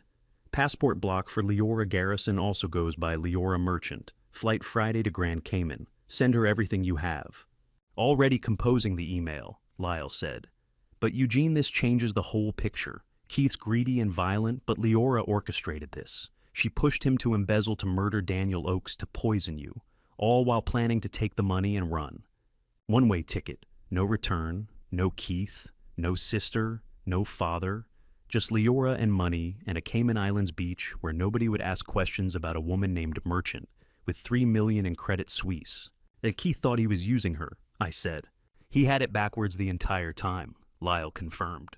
I hung up and stood at my kitchen window watching cargo ships move through the channel. Tuesday morning in Baltimore. Somewhere in this city, Keith Brennan was waking up, believing he'd taken control of Garrison Maritime yesterday, believing he'd won. Somewhere else, Leora was probably reviewing her flight confirmation, checking her Cayman account balance, counting down the days until Friday when she'd board that plane and leave her co-conspirator to face federal murder charges alone. And in 3 hours, FBI agents would arrive at both their doors with arrest warrants. My phone rang again 30 minutes later. Agent Blackwell. Passport block confirmed, she said. Leora Garrison and Leora Merchant both flagged. TSA Customs State Department. She won't be boarding any flights domestic or international. And thank you, I said. Your lawyer sent me the banking records. Agent Blackwell continued. This supports premeditated conspiracy. Leora established her exit strategy 6 months before the murder, which proves long-term planning, not crimes of passion. The U.S. attorney will love this. When do you execute the warrants? I asked. Simultaneous at 10 a.m., Agent Blackwell said. Keith Brennan at his residence in Roland Park. Leora Garrison at her condo in Harbor East. Baltimore PD providing backup. Both will be arraigned this afternoon. 3 hours. I thought about that cafe meeting again. How Leora had tested me with her concerned sister act, calculated whether I'd be useful or dangerous. She'd looked at Keith the same way from the beginning, not as a partner, but as a tool disposable once he'd served his purpose. Keith was greedy and violent. He'd murdered Daniel Oakes and tried to poison me. But Leora was something worse. She was patient, methodical, utterly without attachment. She'd orchestrated everything while keeping her hands clean, planned to watch her sister's husband arrested for murder while she sipped champagne at 30,000 feet. She'd viewed Keith as disposable from the start, and in 3 hours both of them would learn what it felt like when the careful plans collapsed. The FBI executed the warrants at 10 that morning. Agent Blackwell called 30 minutes later to confirm Keith Brennan and Leora Garrison, both in federal custody arraignment, scheduled for 4 p.m. I thanked her and hung up. Then I drove to Ensor Funeral Home to sign the paperwork that would cremate the woman who wasn't my daughter. I was signing the final cremation authorization when a woman brought me coffee I never ordered black. No sugar, exactly the way I'd taken it for 40 years. Harold Morrison's office smelled like furniture polish and the flowers from downstairs. Late afternoon light came through the windows overlooking the parking lot. The funeral director sat across from me, reviewing the death certificate one more time. His practiced sympathy unchanged from a week ago when this had all started. The cremation will take place tomorrow morning, Harold said, turning pages in the file. You'll receive the ashes within 48 hours. We use Atlantic Cremation Services, very professional, very dignified. I nodded, signed where he indicated, initialed the acknowledgement that I understood cremation was irreversible. Daniel Oakes would finally get a proper burial. His name would be restored. The young compliance officer who'd tried to do the right thing would no longer be mistaken for my daughter. I know this is difficult, Harold continued, his voice carrying the weight of 40 years conducting these conversations. Signing these forms feels very final. It is what it is, I said. A knock at the door interrupted us. I looked up. A woman in a Navy uniform entered carrying a small tray with 2 coffee cups. Young, maybe late 20s or early 30s, dark hair pulled back in a simple knot. The kind of unremarkable professional appearance that helped people blend into service roles. Coffee, gentlemen, she said quietly. Her voice was soft, almost apologetic. Compliments of the house. She set a cup beside Harold, then placed the second cup on the desk in front of me. Steam rose from the dark liquid. Just the way you like it, sir, she said without making eye contact. I stared at the coffee. Black. No cream, no sugar. Exactly how I'd been drinking it since I was 20 years old, working dawn shifts at the Baltimore docks. I didn't order coffee, I said. The woman was already moving toward the door. Courtesy service for family appointments. Is there anything else you need? No, Harold said, picking up his own cup. Thank you. She walked out, closing the door softly behind her. I looked at Harold. You provide coffee service for cremation paperwork. He paused, cup halfway to his lips. We don't actually. That's unusual. Must be one of the new staff being overly attentive. I looked at the coffee, black, no sugar, the way I'd taken it for 40 years, the way Margot had learned to make it when she was 12 years old, bringing me coffee at my office on Saturday mornings, when she'd come to work with me at the harbor. Someone knew. Someone had been watching. Harold continued reviewing the final forms. I signed where he indicated my hand steady, despite the sudden hammering of my heart. That should complete everything, Harold said. Unless you have questions about the memorial service timeline, or... I'm fine, I said. Thank you. I stood, gathered my copy of the cremation authorization. Harold stood as well, offering his hand. Again, my deepest condolences, he said. If there's anything else the family needs... We appreciate everything, I said. I walked toward the door, opened it. The woman in the Navy uniform was in the hallway collecting her tray from a side table. She looked up as I stepped out, then moved past me toward the stairs. As she passed, her hand brushed mine, not accidentally, deliberately. Her index finger pressed against my palm, once, firm, unmistakable. The gesture lasted maybe half a second, but I felt it like an electric shock through my entire body. One press, one firm pressure of her index finger against the center of my palm. A signal we'd created when Margot was 6 years old, terrified of thunderstorms, crying in her bedroom at 2 a.m. while lightning split the sky over Baltimore Harbor. I'd held her hand and taught her our code. 1 press, I'm okay. 2 presses, come find me. 3 presses, danger. She'd used it through childhood, through teenage years when she was out late and wanted me to know she was safe without speaking in front of friends. Through college when she'd signal across crowded rooms that she was fine, that I didn't need to worry. We hadn't used it in years, not since she'd grown up, taken over the company, become the capable executive who didn't need her father's protection anymore. But I knew that touch. I'd taught her that touch 30 years ago. My breath caught. The woman continued down the hallway without looking back. Navy uniform, dark hair, unremarkable appearance designed to blend in to be forgotten the moment you looked away. But that touch, that deliberate pressure against my palm, was unmistakable. Harold stepped out of his office behind me. Mr. Garrison, are you all right? I turned. Yes, fine, just needed a moment. Of course, he said. Take all the time you need. I watched the woman descend the stairs and disappear into the first floor of the funeral home, saw her Navy uniform vanish around the corner. That finger signal, 30 years old, from bedtime stories and scraped knees and her first day of kindergarten, when I'd squeezed her hand 3 times for danger before she walked into that classroom alone, told me everything I needed to know. My daughter wasn't just alive. She was here. She'd brought me coffee exactly the way I liked it. She'd delivered our childhood signal in a crowded funeral home where Harold Morrison stood 15 feet away, completely oblivious. Margot had been watching me this whole time. Through the funeral, through the investigation, through Keith's board meeting, and Leora's cafe performance. She'd been close enough to bring me coffee while I signed papers to cremate someone else's body in her name. I walked down the stairs and out into the November afternoon, got in my car, sat in the Ensor Funeral Home parking lot with my hands on the steering wheel. Keith and Leora were in federal custody. Daniel Oakes would get his name back. The company was protected by Delaware corporate filings Margot had arranged in March. And my daughter had just told me in a language only we understood that she was okay. I drove home from the funeral home with Margot's signal burning in my palm. 1 press, I'm okay. She was alive, she was close, and she was still orchestrating. Before his arrest, Keith had scheduled a second board meeting for Tuesday morning at 9, a final asset transfer to lock everything in he'd announced to the board on Monday. I was already seated when his attorney Philip Morse opened the session at 9 sharp.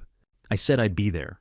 The boardroom at 2 o'clock Wednesday afternoon held 13 people, 200 pages of documents, and 1 perfectly laid trap.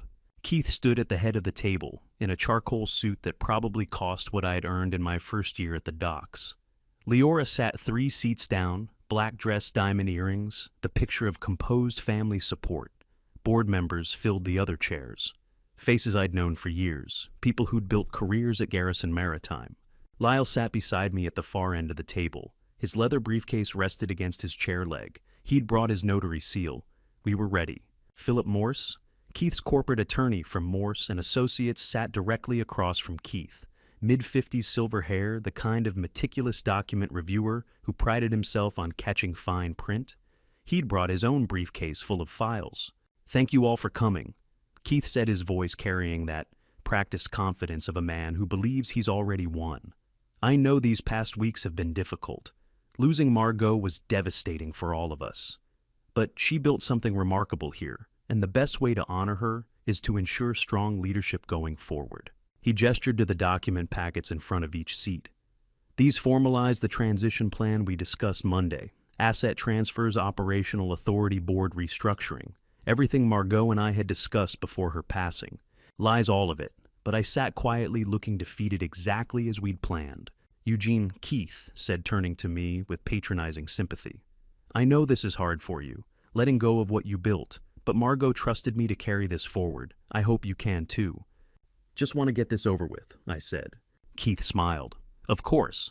Phil, if you'd walk us through the documents." Philip Morse opened his briefcase, pulled out his own annotated copies.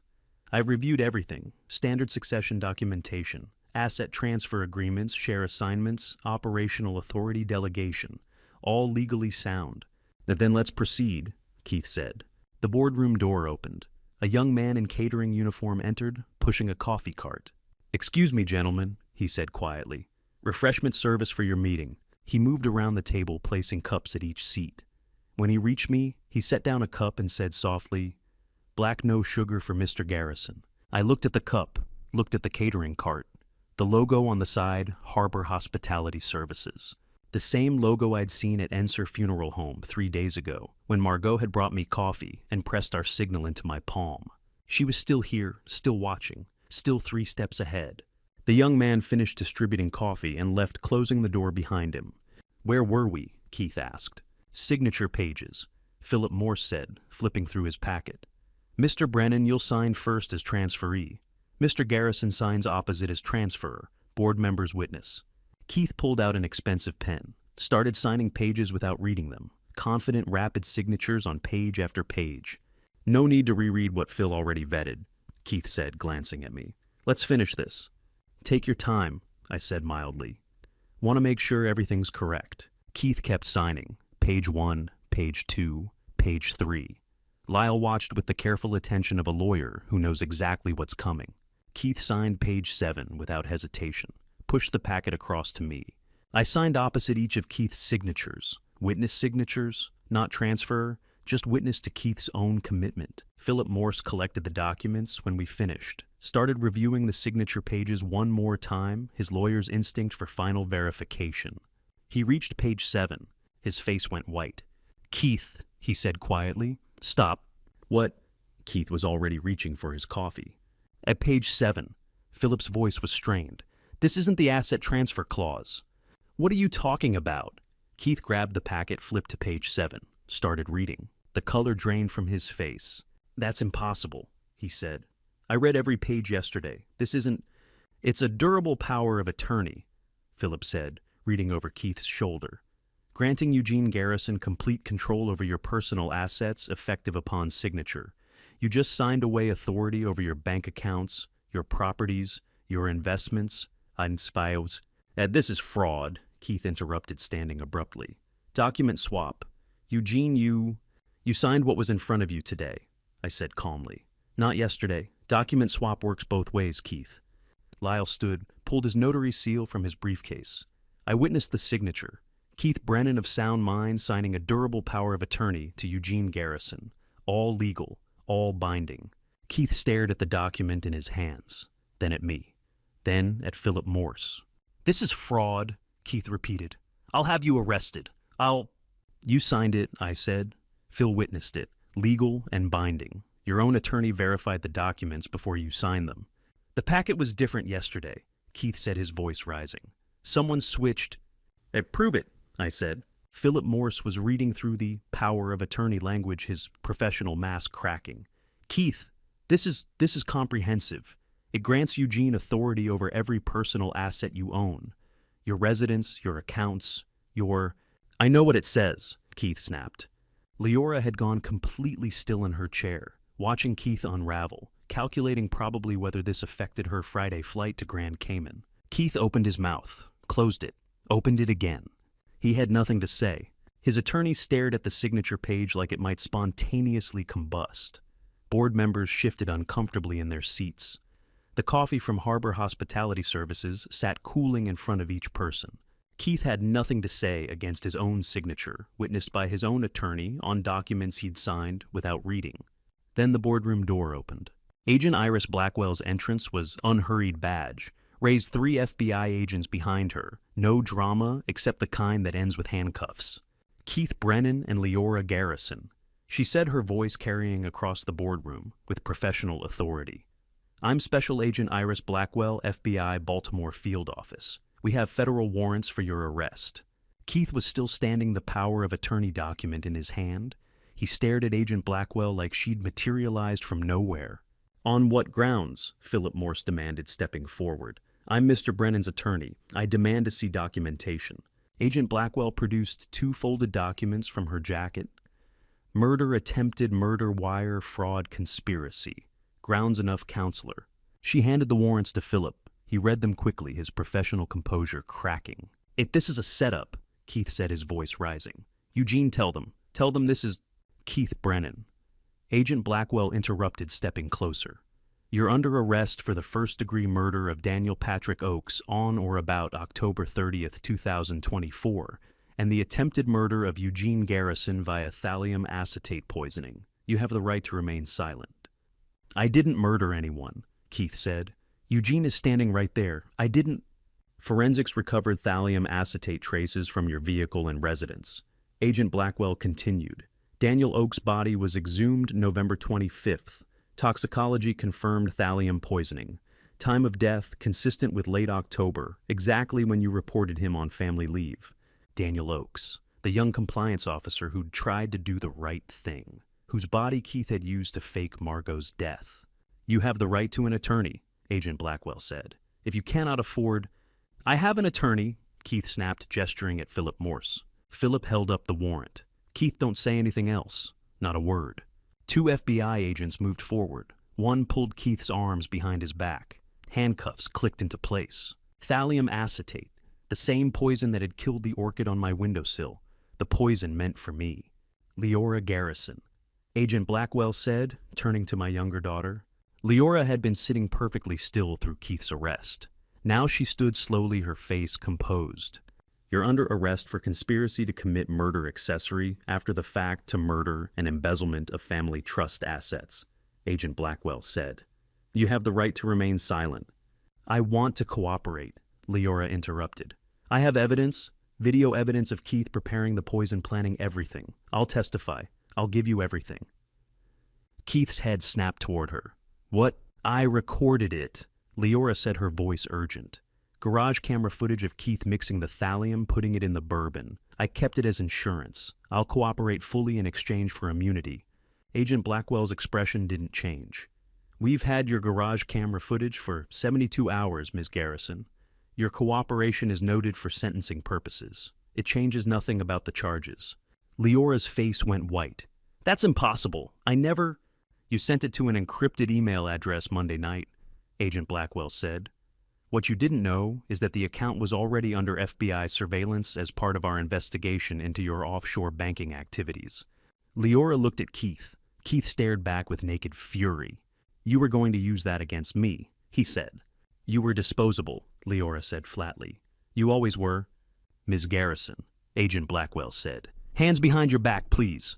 Another agent stepped forward with handcuffs. Leora held out her wrists not behind her back, resistant to the end.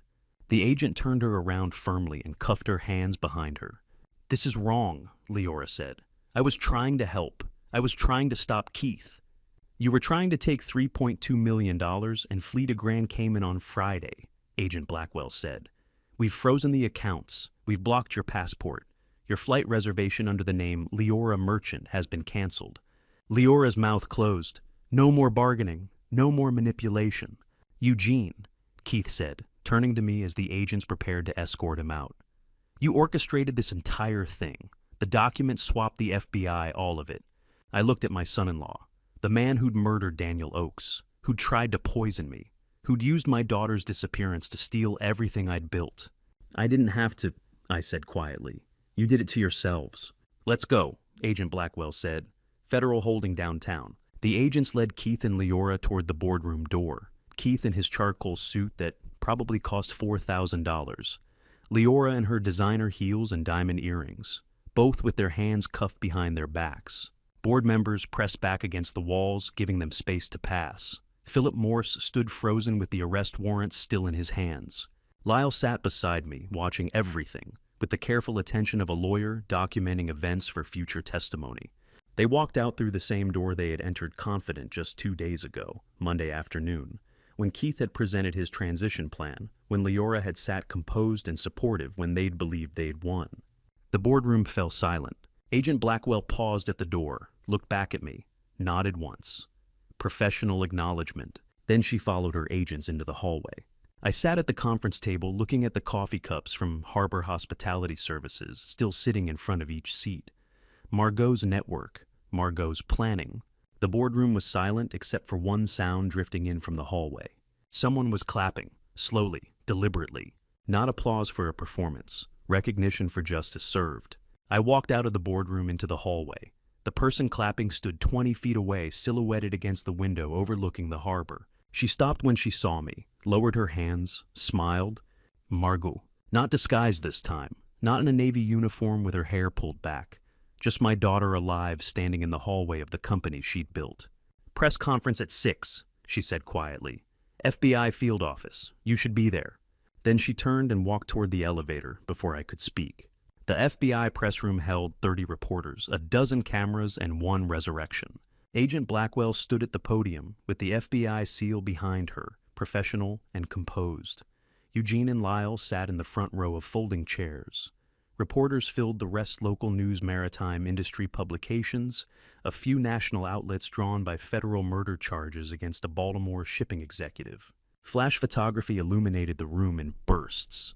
Today, the FBI arrested Keith Brennan and Leora Garrison on federal charges including first-degree murder, attempted murder, wire fraud, and conspiracy. Agent Blackwell said, her voice carrying clearly through the microphone. Our investigation was aided by a protected witness who provided crucial evidence and testimony. I sat perfectly still. Lyle's hand rested on the armrest beside me, equally motionless. Keith Brennan is charged with the murder of Daniel Patrick Oakes, a 29-year-old compliance officer at Garrison Maritime, and the attempted murder of Eugene Garrison via thallium poisoning. Agent Blackwell continued.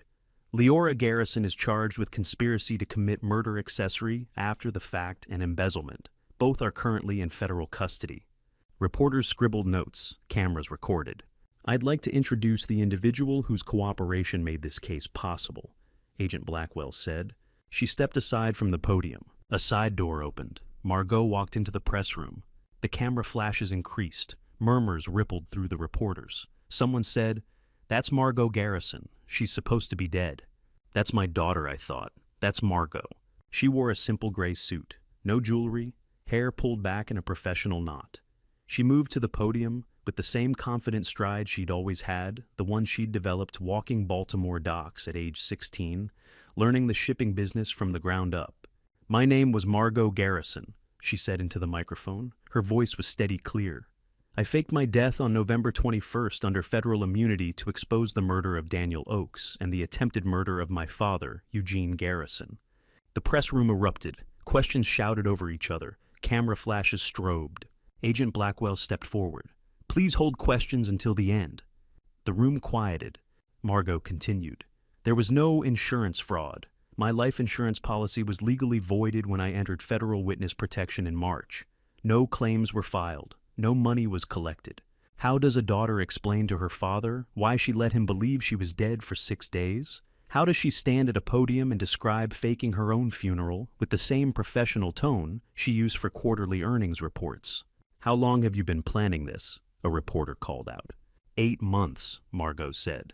"Since March, when I discovered Keith Brennan had poisoned my father and realized he'd already murdered Daniel Oakes to cover up systematic embezzlement at Garrison Maritime. 8 months. The same timeline Lyle had found in the Delaware corporate filings. The same month she'd bought those 9% shares. Dr. Cassius Mercer, a retired pathologist and family friend, assisted with medical documentation under FBI supervision, Margot said. He created the death certificate that allowed me to enter witness protection while gathering evidence. Dr. Mercer cooperated fully with federal investigators from the beginning and received prosecutorial immunity in exchange. Everything was legal under my immunity agreement. Dr. Mercer, the name I'd recognized on that death certificate, the man who'd signed Margot's fake paperwork and made it official. The individual in the casket was Daniel Oakes, Margot continued. Keith Brennan murdered him in late October and stored his body in refrigeration at Port Covington. The FBI has recovered Mr. Oakes' remains and notified his family in Oregon. I thought about Daniel, 29 years old, tried to do the right thing, murdered for discovering the truth. Garrison Maritime has been legally dissolved, Margot said. All assets have been transferred to Garrison Harbor Group, LLC, owned solely by my father, Eugene Garrison. Keith Brennan and Leora Garrison have no claim to any company assets or properties. She looked directly at me when she said it. Direct eye contact. Professional. Like delivering a status report. The FBI has surveillance footage, financial records, toxicology evidence, and my testimony, Margot said. Keith Brennan and Leora Garrison will face trial for murder, conspiracy, and fraud. This case is airtight. A reporter raised her hand. Ms. Garrison, what was it like to attend your own funeral? Margot's expression didn't change. I won't be taking questions. Thank you. She stepped away from the podium. Agent Blackwell moved back into position to field the barrage of questions that followed. Margot walked toward the side exit, passed within 5 feet of where I sat. Didn't stop. Didn't look at me again. Just kept walking until she disappeared through the door. Lyle leaned close. She looks like herself again, he whispered. I watched the door close behind my daughter. She looked like herself. Lyle's words stayed with me. The same face, the same stride, the same confident delivery. But something had changed.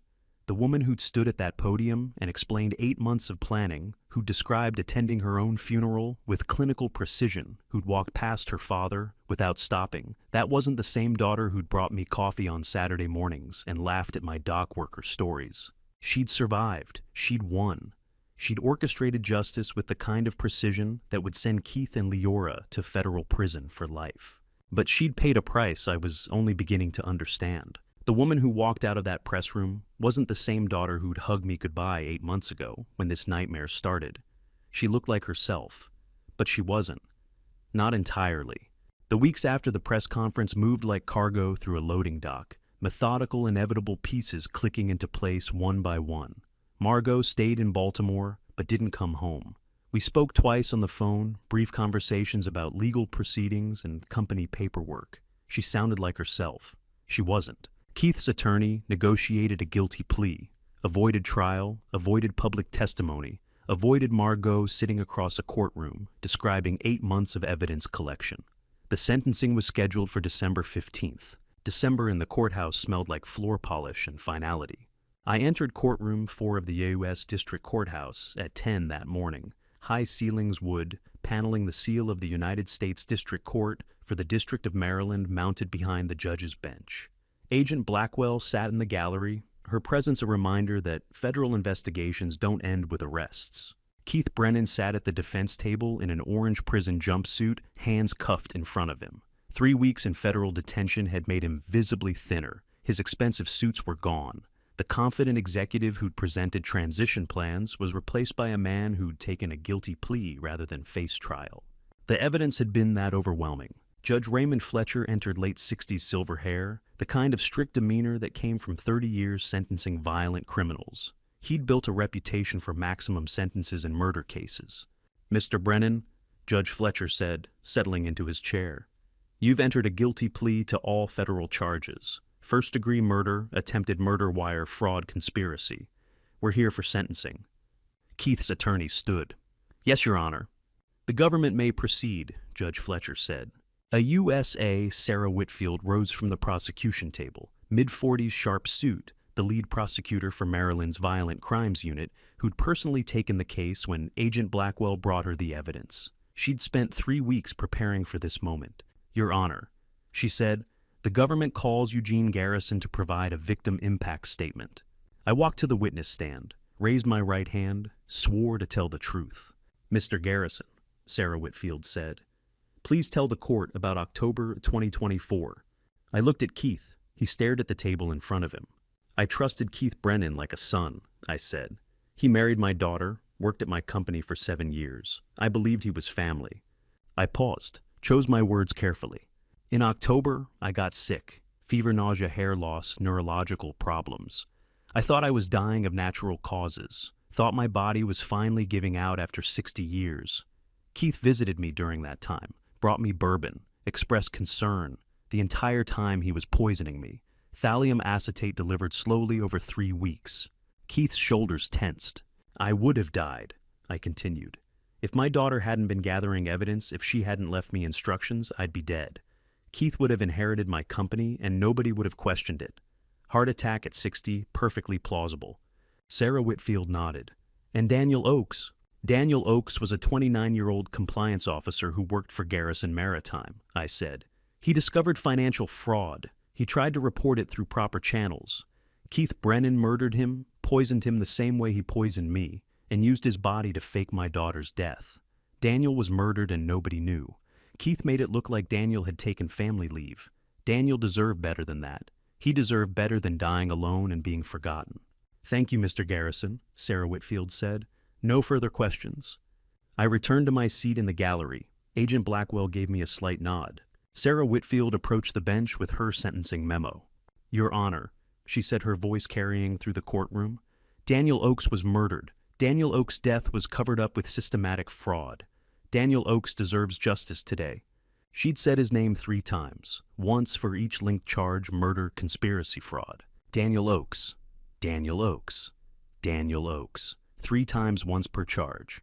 The government requests the maximum sentence under federal guidelines. Sarah Whitfield continued. 40 years imprisonment without eligibility for parole. Keith Brennan murdered a young man who was trying to do his job. He attempted to murder his wife's father to steal a family business. He showed no remorse, no hesitation, no humanity. He deserves no leniency. Judge Fletcher reviewed the sentencing memo, read through the evidence summary. The courtroom was silent except for the quiet rustle of pages. Mr. Brennan, Judge Fletcher said finally, do you wish to make a statement before sentencing? Keith looked at his attorney. His attorney shook his head slightly. No, Your Honor, Keith said quietly. Very well. Judge Fletcher set down the memo. Keith Brennan, you have pleaded guilty to first-degree murder, attempted murder, wire fraud, and conspiracy. The court has reviewed the evidence, the victim impact statements, and the sentencing recommendations. This court finds that you demonstrated premeditation, callousness, and complete disregard for human life. You murdered a young man for discovering your crimes. You attempted to murder your wife's father for financial gain. You showed no mercy. This court will show none. He paused. I sentence you to 40 years imprisonment at Federal Correctional Institution, Cumberland, with no eligibility for parole. 40 years at Cumberland. Keith closed his eyes. His attorney put a hand on his shoulder. 2 federal marshals approached to escort him out. Keith stood, hands still cuffed. As they led him past my row, he stopped, looked directly at me. I underestimated you, he said quietly.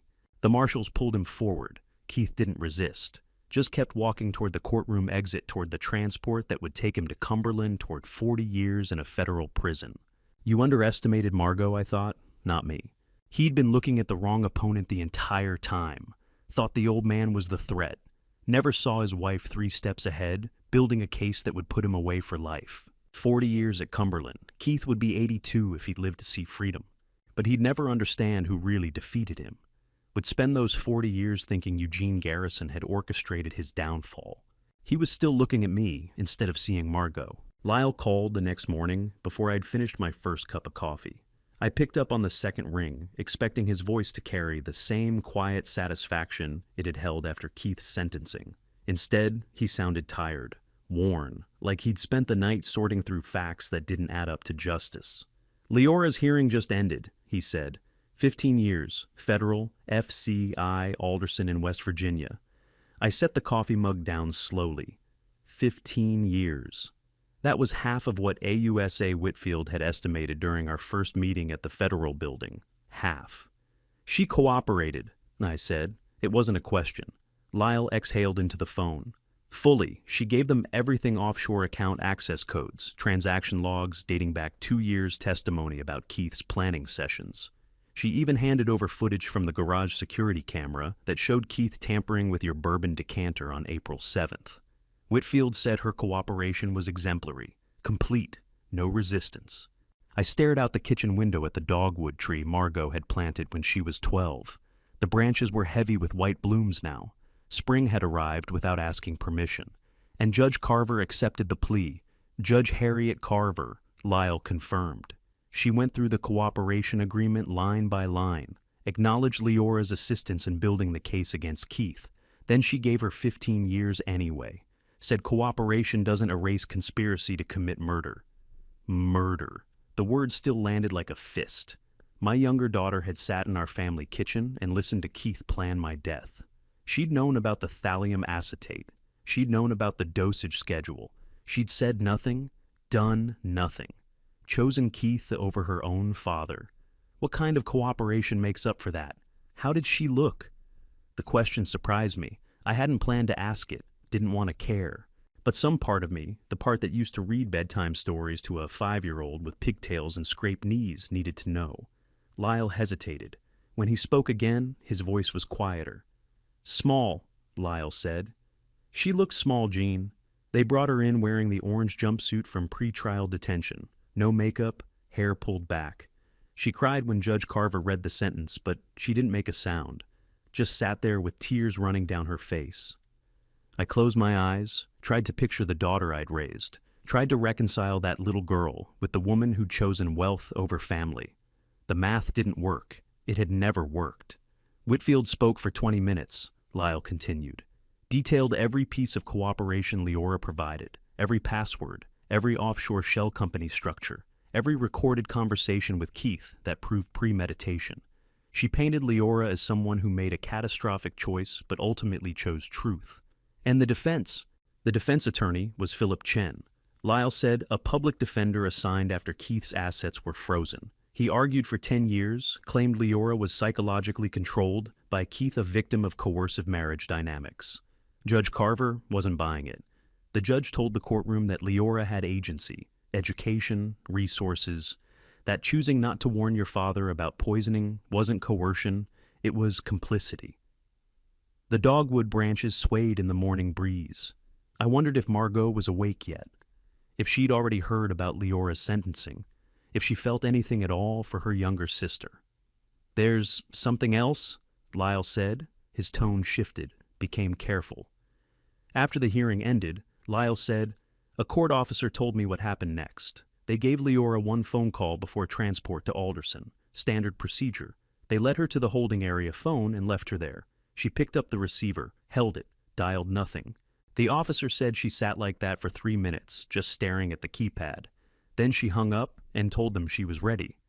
The coffee had gone cold in my hand. 3 minutes. That's how long it took for my younger daughter to realize she had no one left to call.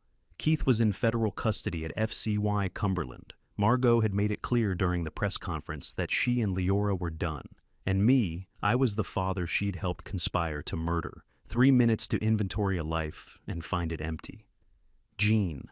Lyle's voice pulled me back. "You still there? I'm here. You okay?" Was I? Keith was in prison for 40 years.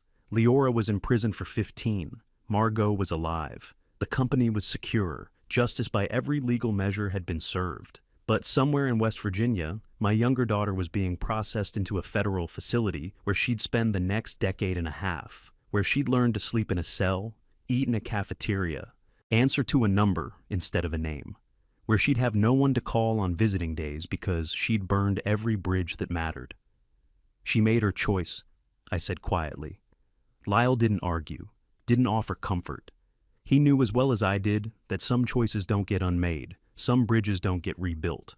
"I'll send you the sentencing transcript when it's filed," he said. "And Alderson allows letters if you ever want to write." I looked at the dogwood tree, thought about Margot planting it with dirt under her fingernails and hope in her voice. Thought about Leora at 7 years old, crying because she wasn't allowed to help. Always on the outside, always wanting in. "Maybe," I said, but we both knew I wouldn't. 15 years. She'd be 49 when she walked free if she served the minimum, if she survived federal prison, if anyone remembered her name by then. My younger daughter had chosen wrong at every turn, and now she had no one. The new office smelled like paint and possibility. Two things I hadn't associated with work in decades. 3 weeks had passed since Leora's sentencing. 3 weeks since I'd learned my younger daughter had no one to call. I hadn't written, probably never would. But I'd done something else instead.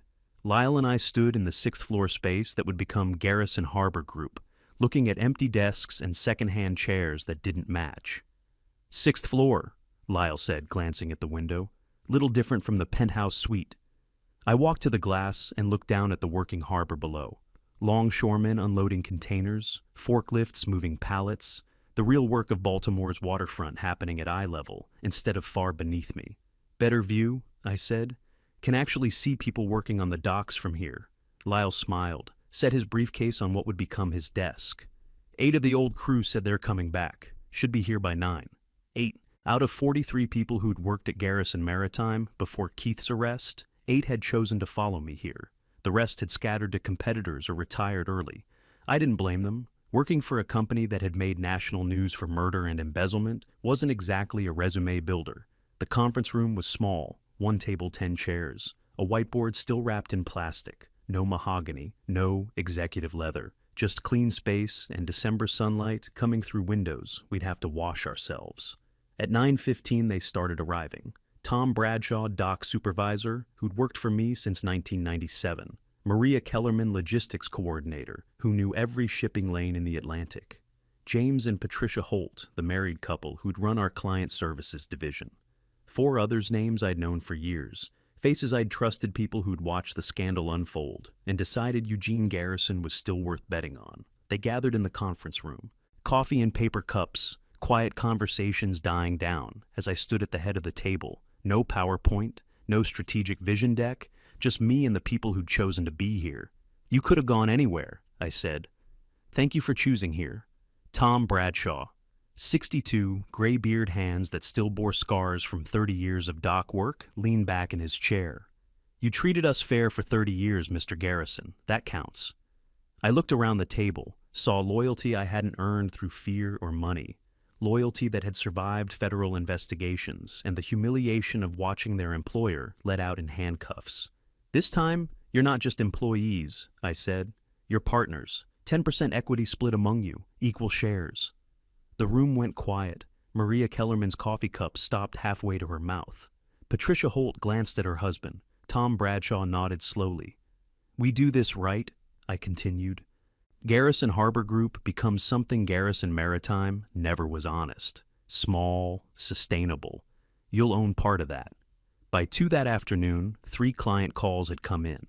Small contracts, nothing like the multi-million-dollar shipping deals that used to cross my desk. A regional distributor needing container coordination. An export company looking for customs brokerage.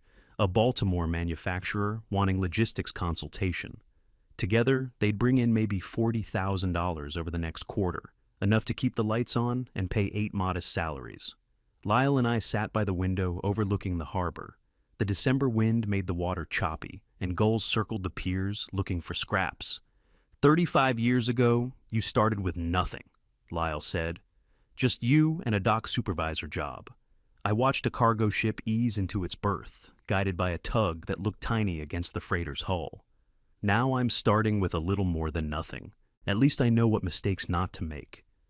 Think Margot will ever join the business. I'd thought about that. Wondered if my older daughter alive, vindicated free from the conspiracy that had consumed 8 months of her life, would want anything to do with the family trade.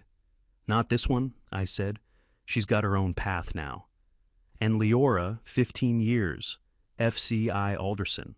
3 minutes of silence staring at a phone keypad. Leora made her choice. Lyle didn't push. He knew as well as I did that some doors don't reopen. Starting over at 60 isn't starting from scratch. It's starting from scars. The office emptied by 6. Tom Bradshaw was the last to leave, turning at the door, to nod once before heading to the elevator. Then it was just me standing at the window as the sun set over Baltimore and the harbor lights began to flicker on. I'd brought paperwork home. Should have left an hour ago. But there was one thing left to do. One name that hadn't been honored. I pulled the document from my briefcase drafted 3 days ago, reviewed by Lyle, ready for signature. The Daniel Oaks Memorial Fund. $100,000 from the restructured assets designated for Baltimore Maritime Workers' Safety Training. Annual scholarships in his name. A plaque at the Port of Baltimore honoring the compliance officer who'd tried to do the right thing and died for it. Daniel Oaks. His name on something that matters finally. I signed on the line marked Founder and Administrator, dated it December 18th, 2024. Set the pen down and looked out at the city I'd called home for 60 years. 60 years in this city. Still surprises me. The harbor lights reflected off black water the way they always had. Steady. Constant. Indifferent to human ambition and human failure. Somewhere out there, Keith was in a cell at FCI Cumberland. Somewhere in West Virginia, Leora was learning what it meant to have no one. Somewhere, I didn't know where Margot was building a life that didn't require faking her death to escape. And here on the 6th floor of a modest building in Harbor East, I was building something that didn't require lies to sustain. Tomorrow we'd start again. Smaller, wiser, clean. Daniel Oaks' name would mean something. Dawn at the Inner Harbor looked the same as it had 35 years ago, which meant either nothing had changed or everything had. I stood at the waterfront railing, watching cargo ships move through the channel with the same slow inevitability they'd always had. The same bell buoy clanged somewhere out in the bay. The same cold wind came off the Chesapeake carrying diesel and salt water and wet concrete. 6 weeks had passed since I'd signed papers in an empty office and decided smaller was enough. 6 weeks since the morning I thought I'd buried my daughter. The harbor didn't care. Ships kept moving. Cranes kept lifting. Longshoremen kept working the docks like they had for 100 years. I pulled my coat tighter and watched a container ship ease into its berth, guided by a tug that looked like a toy against the freighter's hull. 60 years old, daughter alive, company smaller, but mine. Daniel Oaks remembered. Some mornings the harbor looks forgiving. Footsteps on the wooden walkway behind me. I didn't turn.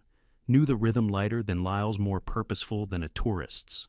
Margot appeared at the railing beside me, holding 2 paper coffee cups. She handed me one without a word. Black, no sugar. Some things don't change. You didn't have to come all the way down here, I said. She looked out at the water breath, making small clouds in the cold air.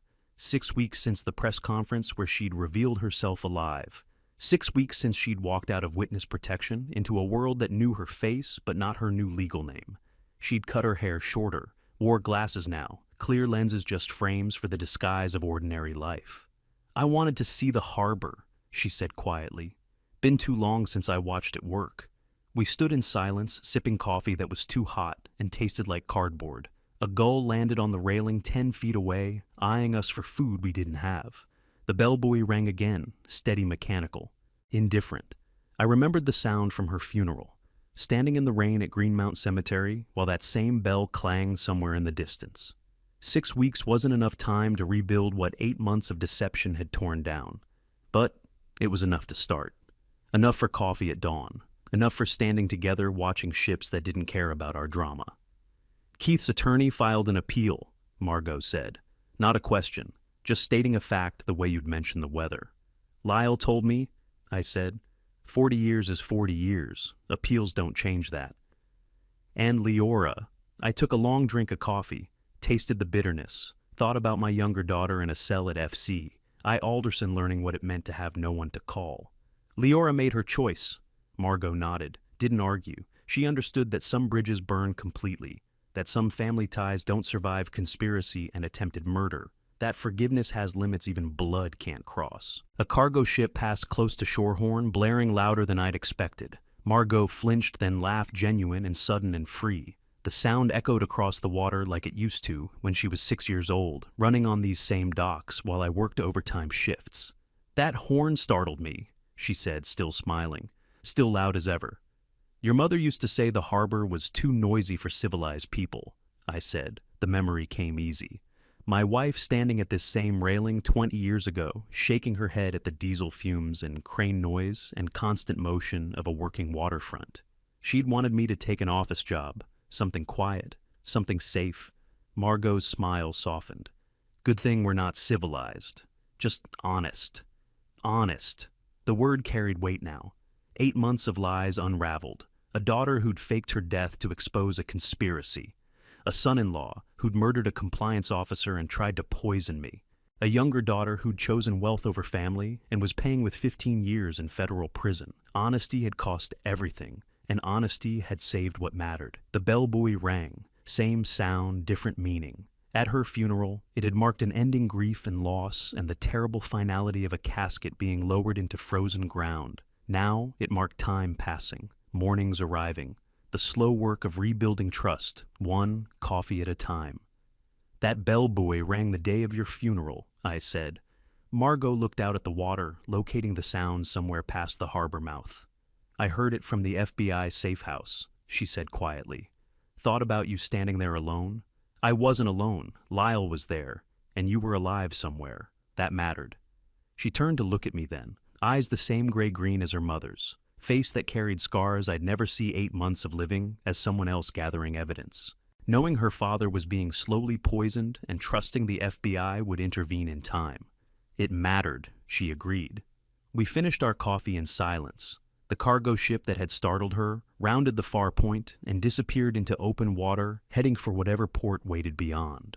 The longshoremen below moved with practiced efficiency, lifting containers that weighed tons like they weighed nothing. I'd built Garrison Maritime on hard work and loyalty, built it for 35 years, watched it collapse in 8 months when loyalty was purchased and hard work was cover for conspiracy. Now I was building Garrison Harbor Group on different principles, smaller, honest, clean, 8 employees who were partners, clients who paid modest fees for ethical work, a memorial fund honoring a man who died trying to do the right thing. At 60, I'd learned the hardest lesson. Some things you build, some you lose. Some mornings, that's enough. The bell buoy rang one more time. Margot crushed her empty coffee cup and looked at me. "Breakfast?" she asked. "There's a diner 3 blocks from here," I said. "Best hash browns in Baltimore." We walked away from the harbor, together father and daughter, rebuilt on truth instead of secrets carrying scars that would never fully heal but had finally stopped bleeding. The cargo ship disappeared around the harbor point. The bell buoy rang one more time. Margot's hand was warm around her coffee cup. That was enough. And to you listening to my story, remember this family betrayal cuts deeper than any stranger's knife ever could. Looking back, I see the signs I missed. The late-night conversations between Keith and Leora that stopped when I entered the room. The way Keith's sympathy felt wrong the moment he handed me that bottle. The documents I signed without reading carefully. I trusted family blindly because I thought blood meant loyalty. Don't make my mistake. Trust is earned, not inherited, even from those you love most. The hardest lesson I learned at 60 is, this family betrayal doesn't announce itself. It wears the face of love while plotting your destruction. But truth has a way of surfacing no matter how deep it's buried. Margot taught me that courage sometimes looks like death and resurrection. I believe God put me through this trial to show me the difference between family by blood and family by truth. Some betrayals are blessings in disguise, revealing who truly stands with you when everything falls apart. If this story moved you, please leave a comment below. Tell me what you would have done in my place. Would you have forgiven Leora? Would you trust again? Share this with someone who needs to hear it. And if you haven't already subscribed to Revenge Dad for more stories about truth, justice, and the price of loyalty. Thank you for staying until the very end. Your time matters to me. A final reminder, some details in this story have been fictionalized for storytelling purposes. Any resemblance to real persons or events is purely coincidental. What remains true is the lesson, and I hope you carry it with you.